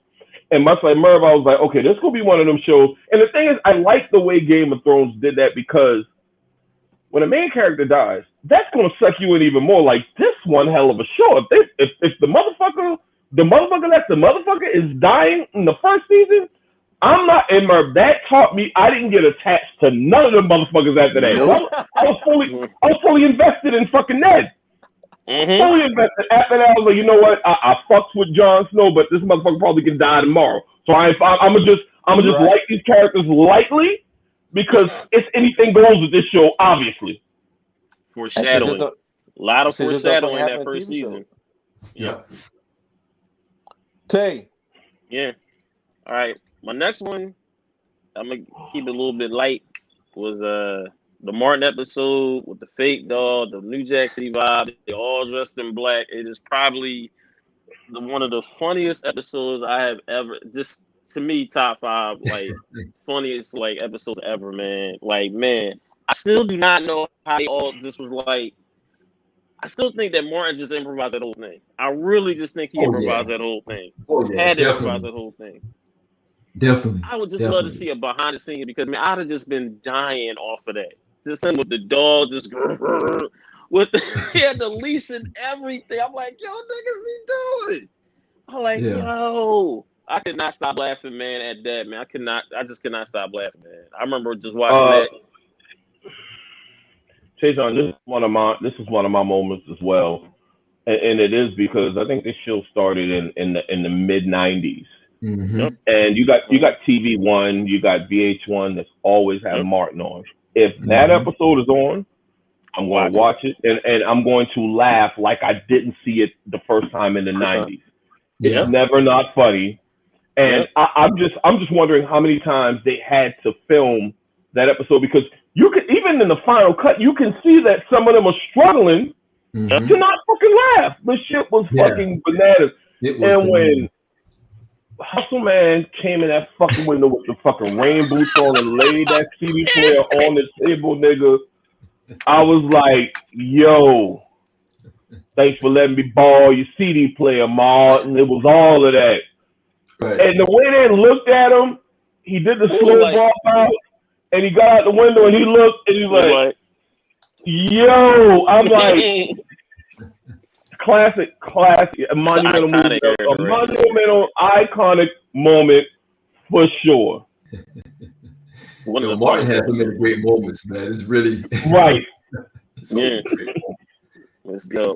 That to me is one of the most hilarious episodes, man. I just cannot, man. That had to be always. That's always gonna be like my top 5, like TV Absolutely. Moments, man. Yeah. Stacks, I knew that was one of yours, so you're gonna have to choose something different. So, what was one of your moments? TV history. One of my moments. Let's go with. I'm gonna give y'all a little throwback, man. That's what I'm gonna do. Oh yeah, man. Yeah. That one hit home, man. Hey yo, man, that one hit home. I'm gonna tell you like this. The death of James Evans was a monumental moment in movie history. The actual episode, everything that went down, kind of escapes me. But I know when they were preparing for the funeral, it was noteworthy that Florida wasn't crying. It's like she was doing busy work and things of that nature, and she wasn't. And the kids was like, man, my mom, she ain't even cried yet. And that moment where she broke down, she finally broke down. And was like, damn. Every hood, every neighbor, every household, you know. And that's that show came out. None of us was born yet, I think, when that show came out. But they run the fucking reruns, and all of us remember that particular episode, and that's a monument. That damn is a cultural moment, you know, in the Black community, and that's why I had to put. I know it's a throwback, but I had to put that in there because that is definitely a monumental moment for me. Absolutely, that hit every age group. You're right, absolutely, Merv. But yeah, that's one of the ones I got, Merv. And I know you like them older shows, so I know you feeling that. Oh yeah. That one hit home. That one hit home. Because they took James up out of here, man. And, you know, when we watched it, we probably was really young when we watched that episode. So we didn't know what was going on. Nope. And they took James up out that mug, man. I thought he was indestructible. Yeah, absolutely. That also changed the damn show dynamics, man. That was almost That was damn near. It wasn't like how Negan changed The Walking Dead, but the whole show dynamic changed. I didn't like it as much without Yeah. James. JJ became the focus and the man of the house, and they just lost an element. Mm-hmm. Well, it was just lost an element after James died off the show, man.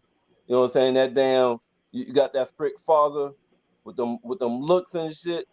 You know, Yep. damn threatening Mike, threatening JJ, and they had to work. Floor. It was that classic how the mother father role used to be back in the day. You know what I'm saying? The father had the final say. Floyd was like, okay, wait till I tell you. Wait till I tell your father. They're like, oh, they straighten up real quick. They ain't want to hear that shit. Yep. Right. Right. So yeah, the whole dynamic change of that show, man. That's definitely one definitely a monumental moment. True Shit, that. I was gonna go to Sean next. Where he just went to? Let's see. Which one I'm gonna pick, man? Which one I'm gonna pick? I'll wait till Sean come back before I pick. Let's see. Remember, I made that shit. Right. That's you're right. damn You're right, good. Merv. Damn good point, Merv. Yep, that's true. Yeah. True. Yeah. Hey, when Sean Hurt bring your ass back, I was gonna wait, but I want to talk about. I'm gonna go my next moment. But my next moment, yo, like, listen. For those of you who don't know, if you watch Wednesday show, I know you're Merv is the asshole after Wednesday show. But deep down, Very true. Merv is really, believe it or not, fun fact, a hopeless romantic. So this next moment, every time I see this motherfucking moment, even when I see the reruns, the hair on the back of my motherfucking neck just starts goddamn rising and shit. You know what I mean? So my next moment is when Dwayne stops Willie from marrying the goddamn the congressman. And when he started when he said, "Will you forever?" and then Dwayne be like, "Will you take me forever for better or worse?" And then she said, "I will." And the mom said, "She said it. She said I will." And the preacher said, "But to who?" Exactly. And when she turned around and she said, "I'm sorry, Byron." Oh, nigga. When she turned around and looked Byron and said, "I'm sorry, Byron," and started running the fucking wing and jumping up on his arm. And Merv, look at her face. And Merv, real quick, look at her face and look at Byron's face right now. Yo. It's like, come on now. That's my favorite motherfucking Different World episode of all time. Like, I watched it. It's a might be everybody. Part 2. Huh? Might be everybody. Might be everybody's favorite moment. Oh, yeah, it should be. Because I watched because there's 2 parts. That happened in the second part. Now I watched the first part. I like to see the whole build up. Like when goddamn Wayne goes to the house the night before the wedding, and Whitley was like, "Don't do this. Don't do this to me, please. Please don't do this to me." Well, her mother's reaction is priceless. Just die. Yo, she wanted that motherfucker dead. Just die. And she passes out, and somebody, what happened? And Wayne said, "Hi, Mom." Listen, how could that should be in everybody top 5 TV moments? Oh, yeah, no like, doubt. like everybody, that should be unless he was born in like maybe 2005, you know, that kind of shit. But every 80s, 90s baby, that should be in the top 5 TV moments of motherfucking history. When Wayne goddamn gets up, breaks up the wedding, and start reciting the preacher and asks, will you be mine to death do your part? Hey, Sean. Hey, yo, Byron, like, what the hell are you doing?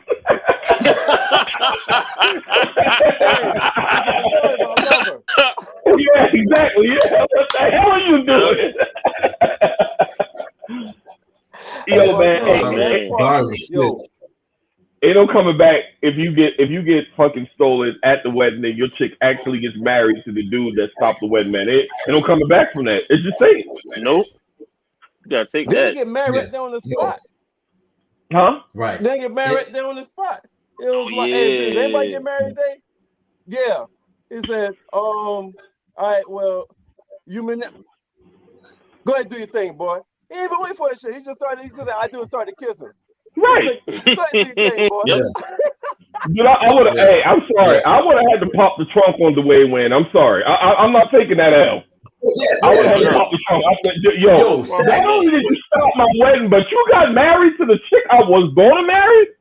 Nah, bro. Yeah. Nah, bro. I'm popping the trunk. Yo, And he probably paid Stacks. for the wedding. Byron paid for the wedding What's probably. up? Right. Where were his homeboys though? Where was his best men? Like, why nobody stopped that? Why didn't it stop Dwayne from coming in there? That's a That's good my question. question. Fair question. Right, fair. Those are the That's ones. a fair one. Oh, right. Yeah, That's a fair one. that's one of that's her favorite. That's Inga's favorite episode. But the crazy thing, Byron saw all the fucking. Byron was. I don't know if he was naive or just cocky because he saw all the flags. He found out He that was Wayne had cocky. fucked her while he was in DC on the campaign trail. Yeah, He saw them the way they was interacting at the campaign base. yep, He saw all the fucking signs. right. He got cocky, man. He got cocky, and it caught up with him. But yeah, that's Yeah. that's one of my monumental moments in TV history, man. I could watch that shit over and over and over and over, and still, like I tell you, that part when Whitley turns around and says, "I'm sorry, Byron." Every fucking time I see that shit, I just get warm. Byron took the L, That's a man. classic Byron took moment, the L though. that day. That was a huge L, man. That's one of the hugest L's in TV history, bro. How you come back from that? Like really, I really don't know how you come back from that. Mm-mm. Yeah. So you want me to I go got next, one. Merv? I got one. No, I Oh, think go ahead, Sean. My Sean, yeah, what you got? bad, brother. My bad, brother. Yeah, I got one. Mine is. I don't know if y'all watched Sanford and Son like that back. I'm sure Merv did. Merv got an old soul, so I'm sure Merv That watched that Sanford and motherfucker Son. done seen every episode 3 or 4 times. Believe that. So he'll probably you said, hold on, appreciate this you one. gotta It do a was, I Sanford think, and Son one? He does. He is. yeah.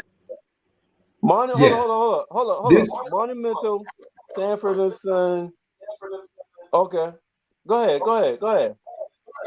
so now keep in mind this is back in the 70s, right? Uh-huh. And remember when Fred went to court, he Yeah. got pulled over by the cop, he went to court, Lamont and got they were in pulled the over by the court. cop. Lamont got pulled over, and Fred was Yeah. in there representing, Yeah. and he asked the cop, he was like, he said, "Why you never pull over the white people?" And he said, "I have." And Fred said, "Like niggas in you the have? courtroom." Look at all these niggas in here. Yo, that was straight impromptu because it caught everybody off. It wasn't scripted. That was not scripted. But but Fred did that, man, because he wanted to prove a point in that episode. Like during that time, you would never thought that. But when I went back and watched some of the biopics about it, they were saying that he did that purposely because it was in front of a live audience. You know, back then when the shows they were syndicated through live audience, and when he said that, everybody went like the audience kind of gasped. Then they started laughing. But that was the first time the N word was used on daytime TV in that context. Wow. Yeah. Yeah. He took a huge gamble. Red Fox took a huge gamble doing that, but like it wasn't scripted. Let's say that he went off. He went off track with that. That's a fun fact. Wow. That's a fun fact. Nice. Yeah. Oh, nice. I like that. I see what you did there. That's Sanford, my nigga now. I'll tell y'all something else. Let me tell you how real Red Fox was. Like this nigga's a G, straight G. Mm-hmm. Esther, Bubba, wow, that was fucking name. Cricket, damn. All of his friends, all No, his just friends on the show was his friends in real life. damn. Oh, that's good. Yeah. And when they hired him, he made the deal to do Sanford and Son, a part of the deal was all his friends on the show had to be his friends from real life. That's what's up. Put your friends I on, didn't know yeah. that. Yeah, I didn't know that either. yeah. Wow. Another fun fact, and that was part of the negotiated part of the deal, the contract. That these are the people he handpicked. These are people that's gonna come and be my friends. So him and Esther going back and forth, Right. him and brother, all of them, he put them on, but those were his real life motherfucking friends. I understand that the chemistry though. That really explains that. Yeah, that explains the chemistry. Mm-hmm. And Mert says somebody echoing. That's you. Yeah. I Yeah, just, that's you. yeah, That's me? Yeah, that's you. It's a. All right, put me out, put me back in. It's the echo. Hello? okay, you good now. Say Okay. something. It's back again. Hello? Yeah, there it goes. Yes. Damn, it was just finished. I think it's you, Merv. No, I think it's me too. It is me. Kick me out, put me back in. All right, now we can really pod again. Right. Hey, let's get to the Right. shits. Let's- Ah, shit. Hey, yo. Who's next? I'll go out because when I came in, it started happening. Let me go out and see if it helps. Hello? Hello? Hello? Yeah, I don't hear no Oh, echo that, now. yeah, that was showing. I think that was showing. Yeah, he is right. That was showing. Yo. We hear you. We can hear you, Mert. No, just make We sure hear there's you, no Merv. echo. Oh no. Now, yeah, I think now that was showing. It was showing. That was the echo. All right. So, Tay, go ahead. You got All right. monumental? My next one, I'm gonna continue what you said like previously in regards to Game of Thrones. The Red Wedding. Like, man. Woo! I remember when that man, it's like you said, when that start, like that first season, you like, look, you can't get too close to the, characters. But the Red Wedding, I was like, Whew. that, I remember you talked about with The Walking Dead, right? How that, how that affected you. Yo, the very next day, I remember I had to work. I was like, man, look, I ain't feeling this right now. Yo, because I was like, wait, we had like almost an entire bloodline go in one shot. Oh my god, yo, they didn't like they should have saw that coming, like in hindsight. But man, I remember. Nah, you're right. They should have seen that coming, and not in hindsight. Like back then, during that era, you know how people say, "All I got is my word, and my bond won't break that for nobody." Yo, back then, your word was really your motherfucking word. Yep. And if so he was supposed to marry that nigga. He was supposed to marry that nigga's daughter. Yep, and he didn't. Yeah. And then he gonna show up with his current wife. And Like, pregnant. dude. And Yeah, I totally forgot about that. Hey, but I forgot the dude's name. Damn. You talking about Fred, House of Fred? Yeah, he was kind of like telling. I mean, even though he was pissed off and he knew what he was going to do, he kind of told Rob, "Yo, I understand. I'm seeing what I'm looking at. I understand. I understand what you're doing." But yo, the Red Wedding. Like I said, I was late to the Game of Thrones party, and people keep telling me prepare yourself for the Red Wedding. There's like I don't want to spoil it for you, but the Red Wedding, bro, is just. And when I watched it, of course, nobody spoiled it for me, and I'm like, okay, this is going pretty good so far. I wonder what the fuck are they talking about. So when the massacre ensued, bro, and I was just like, whoa. And old boy said that the Lannisters gives you their regards, and he everybody started stabbing Robb Stark.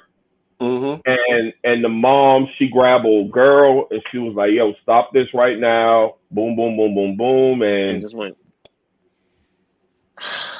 that I was was that was another moment. I still think for me the Ned Stark moment was kind of more dramatic for me, but that kind of killed my motivation because I'm rooting for the Starks, of course, and I'm thinking to myself, how the fuck are they going to get out of this?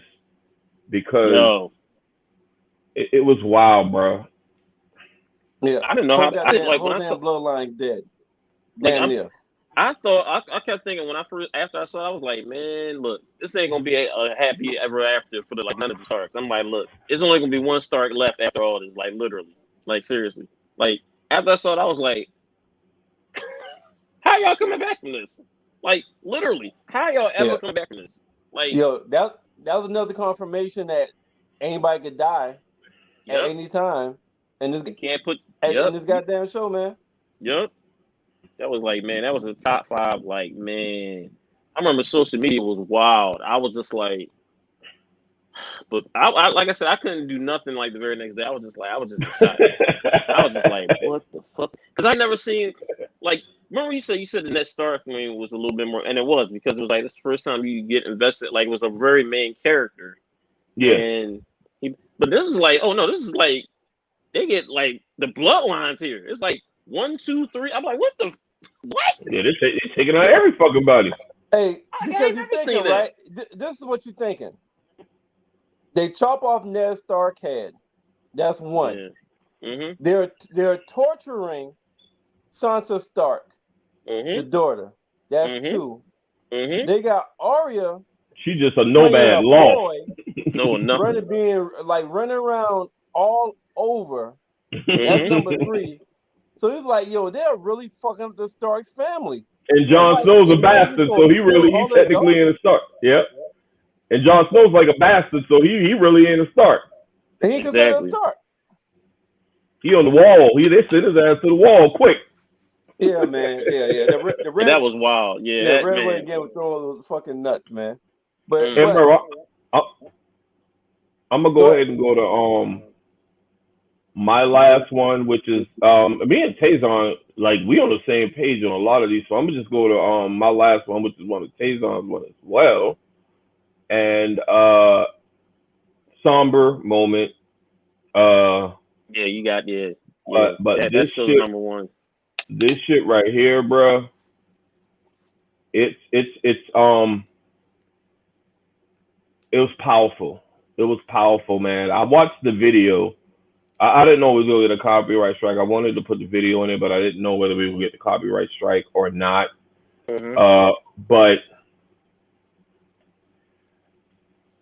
Uncle Phil is just there listening to him on his rant because, as you know, he's about to go. He reconnects with his dad, and they're about to go on like a trip or whatever. Yeah, But his Beverly. dad gets a call from a chick or some shit like that, and he blows him off or whatever. And he's like, you know what? It's cool. It's cool. And the look that Uncle Phil got on his face because Uncle Phil is disappointed for him, Mhm. but Will is trying to play it off, and he goes on this big rant. But you know what, man? I don't even know why. I mean, I'm not tripping, man, because I've done this, I've done that, I've done everything without him. I'm gonna get me a wife. I'm gonna Yep. have, I'm gonna have some, I'm gonna get me a bomb wife, and I'm gonna have these kids, and I'm gonna be the best daddy ever because nobody can Mhm. tell me how to raise my kids.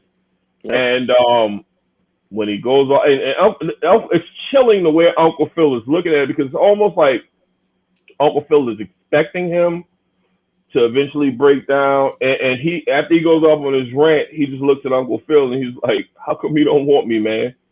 And I felt that. I felt they that. embrace, and Mhm. most of the people that I know, eyes at least was glassy at that scene. I mean, because Yeah. that's I Nigga, mean, we I all know cried. somebody. I We cried. all know, yeah, we all know I somebody cried, man, on that one. that was I've in been a in that situation situation, so I like know. that. Yeah. Yeah, Yo, That's that tough. but it was powerful, man. Mhm. that was a powerful scene. And let me tell you, that was Will breakout scene as far Hmm. Yeah. as acting. Yep. All right. That was because everything else was more this is kind of his first acting role. But everything up until that point was, he's just joking. He's being himself because he's a natural joking person. Anyways, just being himself. And he said when he finished that role, when he finished that scene, and when Uncle Phil was hugging him, Uncle Phil whispered or says, Uncle Phil whispered saying, "Now that's how you act. That's how you do it." And he said that scene is what really was like a springboard to his confidence in acting going forward. The rest of that TV show and into movies from that scene with the dad. So yeah, that was a powerful scene on the show, and it was a powerful scene in real life career of springboarding him to his acting going forward. Yep. So yeah, very good scene. Am I still echoing? Are we good? No. All right. I have to agree with Merv. I had to hop on and agree with Merv. That episode was powerful, man. Like even to this day, when I watch that episode, it gets you choked up. It gets you right up in here. Right. They do. To Merv's point, I saw that same interview where when Uncle Phil was like, James Avery, by the way, rest in peace. Right. He told Will Smith like, "Yo, that's acting. That's how you act." Because Will kept getting that part. He kept getting that part wrong. I believe, if I'm not mistaken, he kept doing it wrong with the emotion and everything. But man, when he started going into that rant and turning around and said, "Why he don't love me, man? Or why he don't want me? Why he don't want me?" That thing hit you. Like even if you had a father that was there, it still make you think about those who didn't have a father that was there for them. And to this day, thinking about that episode, man, I think that episode, Merv, honestly, I think that episode really launched Will into being a major actor because I think it's a lot of emotion and range. And when that happened, I think that's when you start seeing a whole different take on Will and the Fresh Prince, man. I think that episode right there, that was that one. When you knew he can do anything after that. You know he can do any role after that. Yeah. Yep. It wasn't just typecast to being like a comedic actor anymore. It was just like, he can do this. Dude can do it all. He can do it all. Yep. All right, so what do we got left? I think I'm next. Yeah, because that's my number one. A lot of y'all shit was the same. Yeah, so me and Taison had most of the same shit. Yeah. So that y'all should kind of was talking about each other's shit. So y'all went through y'all five quick because it's basically like 2 for 1. Y'all was like bogos and shit. You know what I mean? Yeah. True. I got 3 left. You just want me to just go through them? Go ahead, Merv. Do your thing, brother. All right. So, hey, man, let's talk about the creation. Listen, I got some ladies watching. Yo, man. I got some ladies watching. What the fuck y'all know about the mustache? The Black Knight. Hey, the goat. The fucking goat. Yo. So, the fucking goat. The monumental moment, the creation of Victor Newman. Of daytime television. Whoever the fuck was working with Young and the Wrestlers and decided to come up with this motherfucking character is a motherfucking genius. Because listen, niggas that don't watch soap operas, niggas that do not watch soap operas, they still know who the fuck Victor Newman is. Damn right, Merv. The cream. Undisputed, Merv. Undisputed. Like crown him. There you go. Victor Newman is. And when I tell you that's a bad motherfucker, this nigga done faked his death. He's done been dead 3 or 4 times. Been married like 20 times and shit. Oh, he done married. He done married everybody on the goddamn show. Even his damn daughter-in-law. He married their daughter-in-law one time. Yep. That nigga to go. Son, ex-wife. Is he like the best villain on television ever?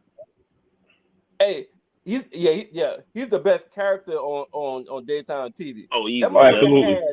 Absolutely. Listen, his ex-wife was in the hospital and they thought that he was going to die. They thought she was going to die. He told his He told his current wife, "I need you to do me a favor. I need something." She said, "Anything." And nigga said, "I need a divorce." He said, like, for what? Like, yeah, I need a divorce. So he divorced her, like on the spot kind of shit, to marry his ex-wife Nikki, who he always ended up going back to. Yep. So that was gonna be like her dying wish kind of thing. Only for her to have a miraculous recovery, stay alive, and the nigga stay with him. Yo. That is Nigga stay with him. Look at Goat that. shit. That That's is goat shit right there. So he got a $1 billion industry. So he got offices all over the world. Is this his daughter's dating a guy that was working inside his company named Ryan? I think his name was Ryan. He disapproved of her.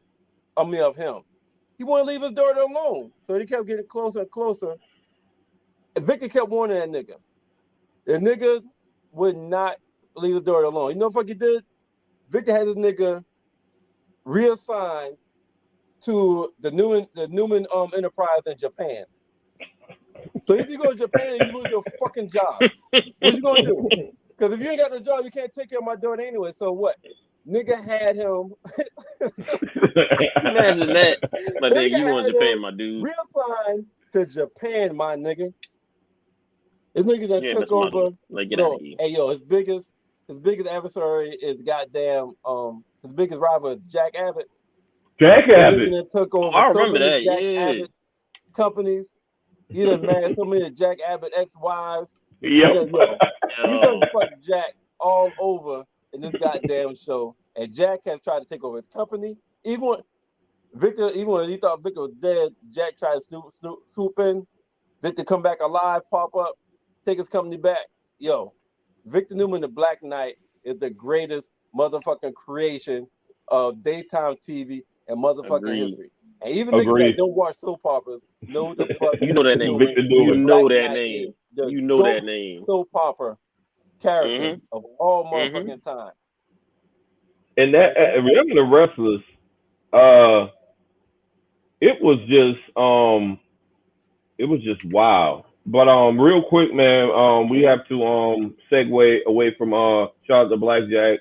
We're gonna segue away from Blackjack TV and Blackjack Prime, man, and we can continue to keep this shit going. All right. So my next one is the death of Omar on The Wire.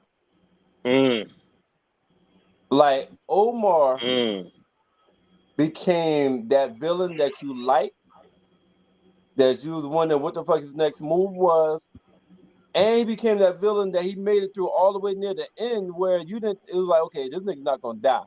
All the big time niggas in the show been trying to kill him for years in all the seasons. Oh yeah, I absolutely remember when Miss Chancellor died. Yeah, they did a whole dedication on that show. Miss Chancellor was a beast too. That's Young and Wrestling for people that don't know. That's one of Victor Newman's friends, a very, very good friend. She was a billionaire too. Everybody thought Omar was going to live out the whole show. After he was killed, when all the big dogs was going after him, and he was looking for Marlo. The monumental part of it is, bring that picture back up, Stacks. You still got that picture? Will do. He was killed by a kid. Yep. He was killed by a kid. Killed just standing outside that convenience store. Saw him walk in. He came in and that's how the villain or the great or the feared Omar got killed in The Wire. She was crazy. It was unexpected. Yep. Like that was the last motherfucker you expect to kill Omar. But that's great storytelling though. If you think about it. It's a very well. It was like show. when you least expected, like this is how you get killed. Like damn, everybody else they could have got me, but this little kid. And the thing is, I haven't seen The Wire, but when I saw that, Merv, I don't care about it getting spoiled because that sounds about right. Because if you're trying to kill somebody like that, you're gonna have to send somebody that because I'm pretty sure Omar knew that People was gunning for him. Mm-hmm. But But what but I don't better think he was person? somebody. I don't think he was sent. I think it was one of Tay, you seen The Wire? Mm-hmm. He wasn't sent. That was an Is that independent random? killing. Yeah, I think that was just a Wow. random. Yeah, well, I That was think an it. Well, I independent think killing. I'm trying to think. I think that may have been just a random. He just comes in there. Yeah, It's like, oh, yeah. Like they got him. everybody feared Omar. Like Omar had a reputation. Yo, Omar coming. And when all you had to say that, yo, Omar is coming. You know what? Stacks. Okay, Friday. You know how niggas was when they say, With yo, Debo. Debo coming? That's how I was with Omar. That's how it was with Omar. Yo, Omar coming. Everybody hide their shit. Everybody Mm-hmm. damn get the hell out the way. That's what it was. Okay, it was just a bounty. Because they did have a bounty, they did have a bounty on his head. But that dude, nobody told him to do it. Like he did that shit on his own when he saw Omar walk in I the mean, damn store. well, it's a bounty. If it's a bounty, that's something that's gonna happen, and that makes sense because I mean, kudos to the Oh, kids that kill him because I mean, it takes a lot of heart, and if you're going after that money, I mean, what better way? I mean, because that I mean, if you are somebody like that, the it's all person about that you rep. least yeah, the person that you least right, but the person that you least expect would be some like a little kid. That would be what you Mm-hmm. least expect. You expecting a grown ass man, at least a teenager. So Mm-hmm. when I pulled that picture up, remember I'm like, damn, this how this motherfucker went out. But it made sense to me based on who Yep. the character is. Yep. Great storytelling. Yeah. And my final monumental moment, um, and after I give this moment, y'all know what my top TV show in history is. Your Game of Thrones series finale. Now, Oh man. a lot of people didn't like how the series finale ended, but the reason why I got it as a monumental moment, this was one of the most anticipated series finale in In television TV history, yeah. Of Yeah, recent, show yeah. easily, history. easily. Yep. Mm-hmm. History. And this was Mm-hmm. also the most watched series finale in TV show history. I think it had 13.6 million viewers watching it Damn. live. 13.6 million. Mm-hmm. Damn. And then it wasn't the ending that a lot of people wanted. But still to see Jon Snow, Sansa Stark, Mm-hmm. Tyrion, to see the people Mm-hmm. that actually survived the Yeah. Game Aria. of Thrones. The son that looked for the three-eyed raven, one of the Starks, I forgot his name. Brandon. Yeah, Brandon. Yeah. Mm-hmm. So to see the people that made it, because the people that made it, there's no way you expected them The motherfuckers to least make it. likely. Sansa? Yep. Oh yeah, yeah. Pretty much. Yeah. Sansa? Hell no. The youngest one, Arya, Oh, she was a G Tyrion, though. Them last couple seasons though, she was G. yeah, Arya did turn She was into a Aria that was G. a damn G. fucking beast. Killed the fucking Yeah, she Night King. I was. mean, what more Yeah. can you say? Yep. And you got Tyrion. Jon Snow actually died, brought Yep. his ass back. Back. So yeah, it was like the I got it as one of my monumental moments because it was the most anticipated finale in TV history. It was the most watched finale in TV history that ended one of the greatest shows in TV history. And Game of Thrones has the most Emmys, the most awards of any TV show It should. in history. It And should. Merv, to your point, I was going to put an episode as one of my monumental moments from Game of Thrones, The Long Night. Um, Woo. if you remember that episode, bro, I remember. Merv, I don't know if you was over there when we was I was. but it was one of them episodes where when I'm watching TV and I'm doing shit like this and because when when the dead came and I'm thinking to myself, there's no way they're gonna get out of this because it's just too much. You know what I'm saying? Man. Look. And and the unlikely hero that saved the day being Arya. But that was she killed the Night King like a motherfucking boss. Mm-hmm. She I'm did. like, and when you talk about my mouth dropping when that shit happened, because I thought for sure, I'm like, ain't no way in hell these motherfuckers survive this shit. And shout out to Theon Greyjoy, who fucking was back and forth most of the series, and he came through in the end and fell on the sword and sacrificed himself. Sure did. But that episode, The Long Night, I might watch this shit after we get off the pod, because that episode was real. That shit was fucking. Hold on. Remember the preview for that episode? I was like, yo, you was kind of scared, like, damn, I was they like, will do this. Yeah, like was everybody gonna die. Hey, I was thinking all these motherfuckers gonna die. That's just how the shit go in. That's what I was thinking. I was like, this is it. I was prepared that episode for everybody to die. I was just right. Hey, you know what? You know another monumental moment in that motherfucker the last Series? season when the Night King got themselves a fucking dragon. Oh yeah. Remember that? Hey yo, Merv. Yeah. I think I don't know if Merv was over here, but I think I told Merv, yo, I'm fucked up. I'm demoralized. I don't know how the fuck they're gonna win. When they turn that dragon and that dragon eye open, yep. I'm like, oh, and the episode went off after that. I'm like, oh, they're fucked. There's no fucking way they get out of this shit. I got a whole dragon breathing fucking blue, the hottest of fucking fire. I'm like, oh, it's a fucking wrap. Yeah, had no idea what the fuck they was about to do. How the fuck they was gonna deal with that? No. You was like, yo, what's fucking with that? What the hell is fucking with that? The Game of Thrones had so many great episodes. I mean, like monumental episodes. On the Battle of the Bastards, that was one. I mean, Jesus Christ, that episode. The battle as far as when you had Daenerys and you had the dragons, when you had Tyrion, it's like one of y'all got to die, whatever. In the what's the guy name? One of the Dothraki, the leader, not the Dothraki, but the leader of the army. Damn, why am I fucking forgetting the dude's name? Fuck. But he it wasn't it was the sterilized army. Why does his name escape me right now? The dude he was fuck. Shit, this is late episode.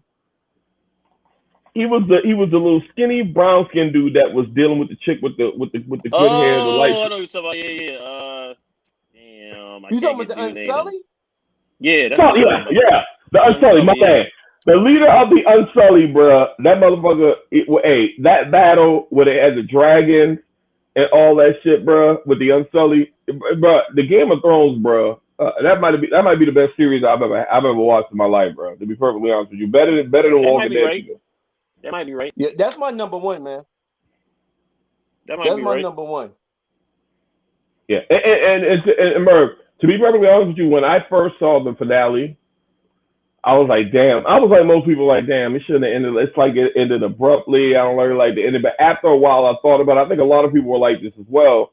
Like, okay, well, I mean, in a roundabout way, the Starks did win. We kind of got what we wanted. I mean, we got people that died, but in the end, Arya's alive, Sansa's alive, Jon Snow, even though and he was probably nobody at the beginning of the series would have ever guessed that Brandon would end up being on the Iron Throne as king at the end of the whole fucking series. Nobody would have ever guessed that.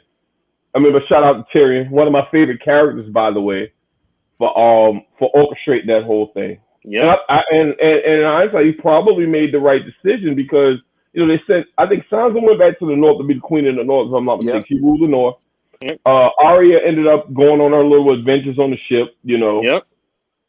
I think John got what they wanted though. If you look at hindsight, they all got really like what they've all talked about, like from like the first and second season on is like what they really wanted to do. That's what the three kids really got what they wanted to do. Like Jon Snow didn't really want to be like no leader or anything. He was like, all right, cool. I'm, whatever. Sansa, she wanted to like, the thing, and then Arya, she wanted to be like the adventure. So that's they really got what they wanted. Right. They really got what they wanted. And to let y'all know, the spinoff should be starting I next can't wait to year. watch that. I can't wait to watch that. Yeah, that was about the Targaryens. Yeah, we're gonna definitely have to deep dive into that. Oh yeah, we're gonna definitely have to deep dive into that for real. Yeah, that's all. Hey, that was all my monumental moments, man. Ain't no need thinking no more because shit, we already at 2 hours. You know what I mean? Yeah, bet that up, brothers. Shit, good show, man. We covered a lot of shit tonight, man. We hope everybody out there enjoyed it, man. We go around the horn real quick. Taison, man, what you got for us before we wrap this shit up, man? Look, man. Look, I want to thank everybody out there for tuning into us. For today, and like, look, tomorrow we got another podcast going tomorrow. This Absolutely. is gonna be, so tune in. I just want to thank everybody for tuning in and just seeing us just talk about stuff that we like to, that we like to talk about. Like, look, some good, like, and we also like to basically like keep those comments coming, like, because some of your comments can turn into conversations or podcasts later. So keep those comments coming. Right. Thank you, viewers. Thank everybody out there for tuning in to us. That's it. Hey, Merv, I'm gonna go ahead and I'm let you take us home, man. Shout out to all the viewers out there on Facebook Live, YouTube Live. We got people on Twitch. Yep. We got people, of course, Blackjack, Bobby come through. We on Blackjack Prime. We doing big things right now. Tune in tomorrow. I'm gonna go ahead and hand this shit over to Merv, and then to Sean. Sean go let us know what's going on for tomorrow. Merv, go ahead and talk to us. Hey, Sean, you talking about tomorrow? No, you got that. I was giving a good show tonight. I didn't want to mess up the groove. I had some technical difficulties tonight. I just want to come and salute to you fellows, man, for a good show tonight. That's all. But Merv, thanks for joining us, Merv. Thanks for joining us, Sean. Go ahead, Merv, take us home. All right, so tomorrow y'all tune in tomorrow because tomorrow we're talking about the unorthodox marriage, unorthodox traditions. All right, we talk about people that's married and got 2 different addresses, living in a separate household. We talking about people that's married but they got open marriages. All right, meaning the wife can go still fuck somebody, the husband can still go fuck somebody. Damn it! All right, and we talking about arranged marriages, like Coming to America. All right, we're talking about arranged marriages. So tomorrow is unorthodox marriages to traditions. All right, and you also want to kind of do some comparison, traditional versus unorthodox. Great topic. All right. So, hey, we having a special guest tomorrow. We having a special guest for tomorrow's show. If we ain't got one, we'll find one. I'm still looking. We looking for him. I'm still looking to find somebody to. I want to find somebody to come on and speak on these traditional verses. We got one already. I think we got Nick J. Sounds perfect with 2 different households. Oh, she coming on? All right, Merv. Okay. That's Nick J. All right, Nick. Merv need to bring her ass on while you're playing. Man, goddamn month or two on the show, man. I think Merv just volunteered. When you She's coming. I think Merv just volunteered. I think so too. Yeah, I think so too. Hey, so Merv, we'll see you tomorrow. 8 o'clock. You know how we do. Yeah. We're gonna send you the link, Merv. Straight to your Facebook Messenger. I think we got Mark coming too. I think we got Mark coming too. Hey, but after the show tomorrow, about the traditional versus the untraditional, the unorthodox ways of marriage is tomorrow. We want to thank everybody for tuning in to the damn Merv and Stack show featuring Taison. We appreciate our homie Sean coming on, giving his take. We talked about the Mafia. Our top 5 category was Mafia. Our main event was the monumental moments in history. So if there's a movie or TV category you want to talk about, feel free to send it to us and we'll dive into that shit. But hey, Good show. It's time to go. Y'all ready? Mm-hmm. For sure. I'll see We y'all out- in 20, out the 23 door. hours. 20. Peace. Salute. Peace.